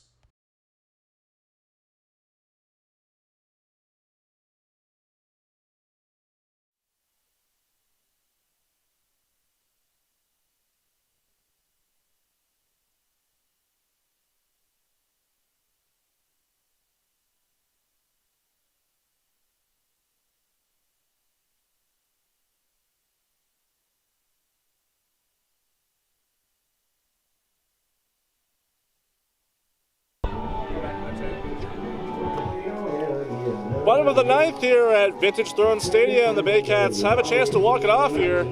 This 9th inning is again brought to you by Expedia Cruises in Barrie, Air, Land, and Sea Vacations. Number 3, Carson Hern. Hey, Julius and Ben, just talking about the last time the Baycats had a walk-off. It was June 17th against the Brantford Red Sox. They won 12-11. Victor Plaz had the walk-off walk in that game. We'll see if the Baycats can come up with some magic again here in this one. All right, thank you, Patrick. First pitch to Carson Burns is outside. It'll be Burns along with Plaz and Jansen to follow. Not a whole lot of options left on the bench for Josh Matlow. We mentioned that that Brad McQuinn had been brought into the game already. This one hit up the middle. It's a base hit. Carson Burns starts the inning off with a single. 1 on, nobody out, and here comes Victor Plaz. Adam Odd nursing bruised ribs. He is not available today. We mentioned Ryan Rio's engagement earlier today. He's enjoying the day off, and Roy Sando is not available either, and Hayden Jaco is also not here. So those are some names that you might expect to see off the bench. They will not be available here today for Josh Matlow. Plaz will bat here with 1 on and nobody out in the 9th inning. Plaz today 1 for 3. Burns the lead at first. First pitch, he shows bunt. And it's a foul ball right in front of home plate. You see Plaz really struggling with that dirt around the home plate area, trying to bang that dirt out of his cleats. Very mucky in that batter's box right now.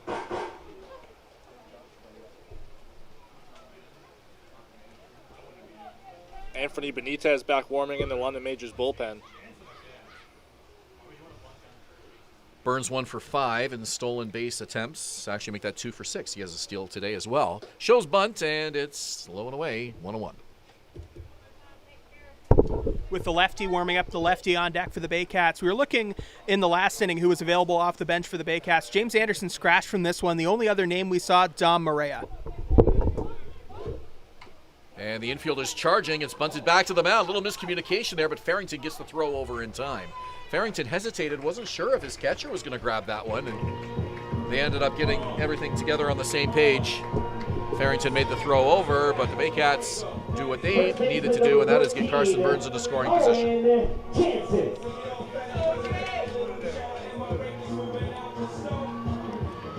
No, it's your number 9 hitter, but I wouldn't be surprised if the London Majors might be discussing intentionally walking Jansen here with 1 out, trying to put some forced plays in play here.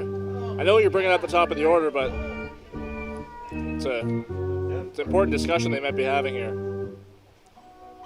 Rube Chanderdad out for a visit. The left-hander throwing in the Major bullpen, but it looks like they're going to leave Farrington in. And the question is, how do they want to pitch to Jansen if they want to pitch to him? As you mentioned, first base open, only 1 out of the inning, so you can set up the double play situation, but doing so would bring the dangerous Noel McGarry-Doyle to the plate. Looks like they're bringing Anthony Benitez in. Manager Rube Chanderdad taking the ball from Braden Farrington. So that's it for Farrington. Pitched very well, although the Baycats were able to tie the game off him in the 8th inning. And the call to the bullpen will bring the left-hander in for London. Winning run at second base, 1 out in the 9th. We'll be back. You're watching Baycats TV and Rogers TV in Barrie.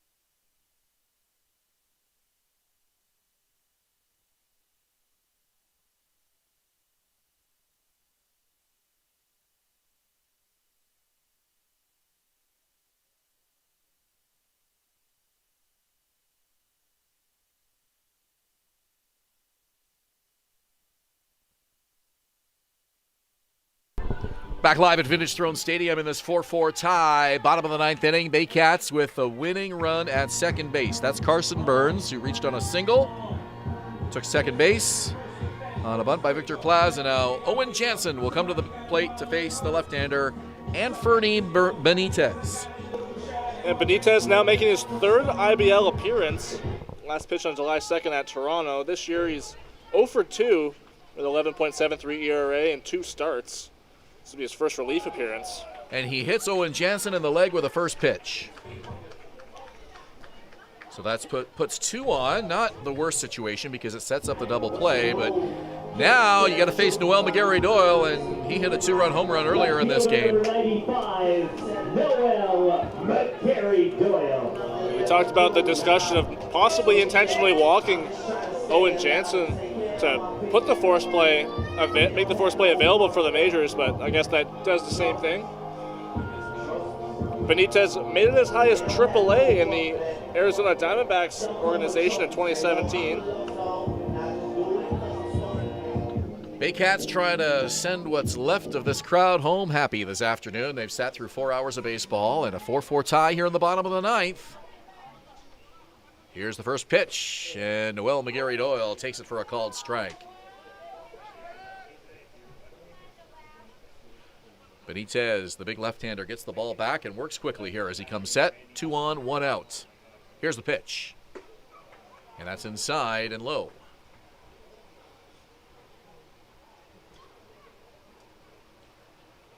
Noel McGarry Doyle, 1 for 4 today. Popped up in his last at bat. Lefty-lefty matchup. Here's the pitch. Hits him. 2 hit batters in the inning. Anthony Benitez plunks Owen Jansen and now Noel McGarry Doyle, and it loads the bases for Canesi Joe. More importantly, Carson Burns moves up 90 feet.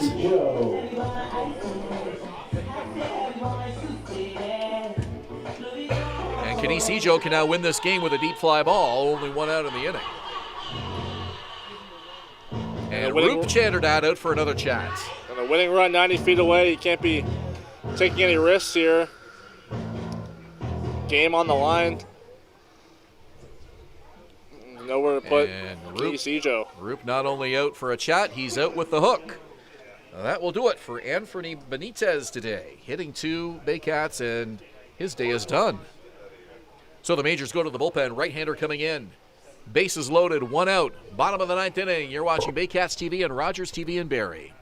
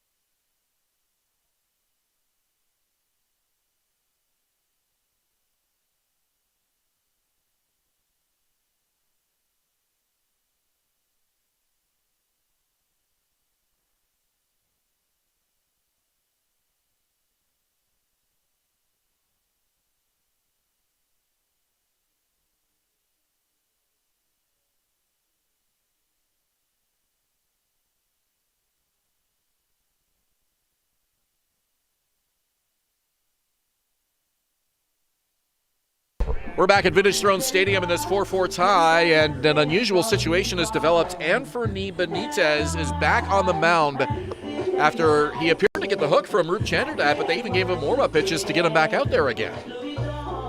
Yeah, very odd situation. Skylar Janis came out of the bullpen, and he started some warm-up pitches, and then they had Benitez go back on the mound. So the only explanation I can think of is a 3-batter rule, because Benitez only faced 2 batters, and he hit both of them.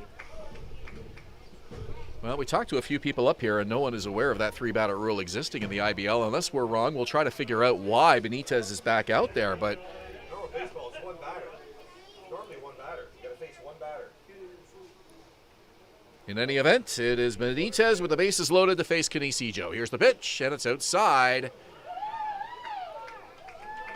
Benitez hit the only 2 batters he faced, Jansen and McGarry Doyle, and now he's behind 2-0 on Canisijo. So it's hard to imagine that this was Roop's plan. He went out there and tried to make a pitching change, and Skylar Janis did not come into the game. 2-0, outside, ball 3. Ijo's going to be taking all the way here on this 3-0 pitch. Bases loaded, 1 out in the ninth. Winning run, Carson Burns at third base. Chance for a walk-off walk here. Here's the pitch from Benitez. Called strike, and it's 3-1. That's the first strike of his outing.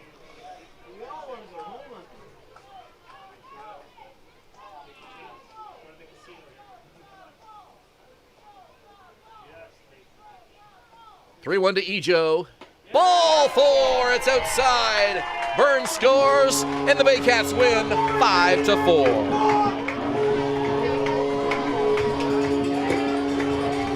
Well, a strange turn of events at the end of this ball game. We'll have to get a post-game explanation as far as what happened with Skylar Janis after it looked like they tried to get him on the mound in this game. Benitez came back out and issues a game-winning walk to Canisijo to bring home Carson Burns, and the Baycats win this, overcoming a 3-0 deficit this afternoon for a 5-4 walk-off victory. A well-fought win here for the Barrie Baycats, fighting through the weather, just fighting through a deficit they've had throughout this whole game. They hadn't had the lead until the final run scores in the bottom of the ninth, and great momentum carrying forward to tomorrow's afternoon in Hamilton. So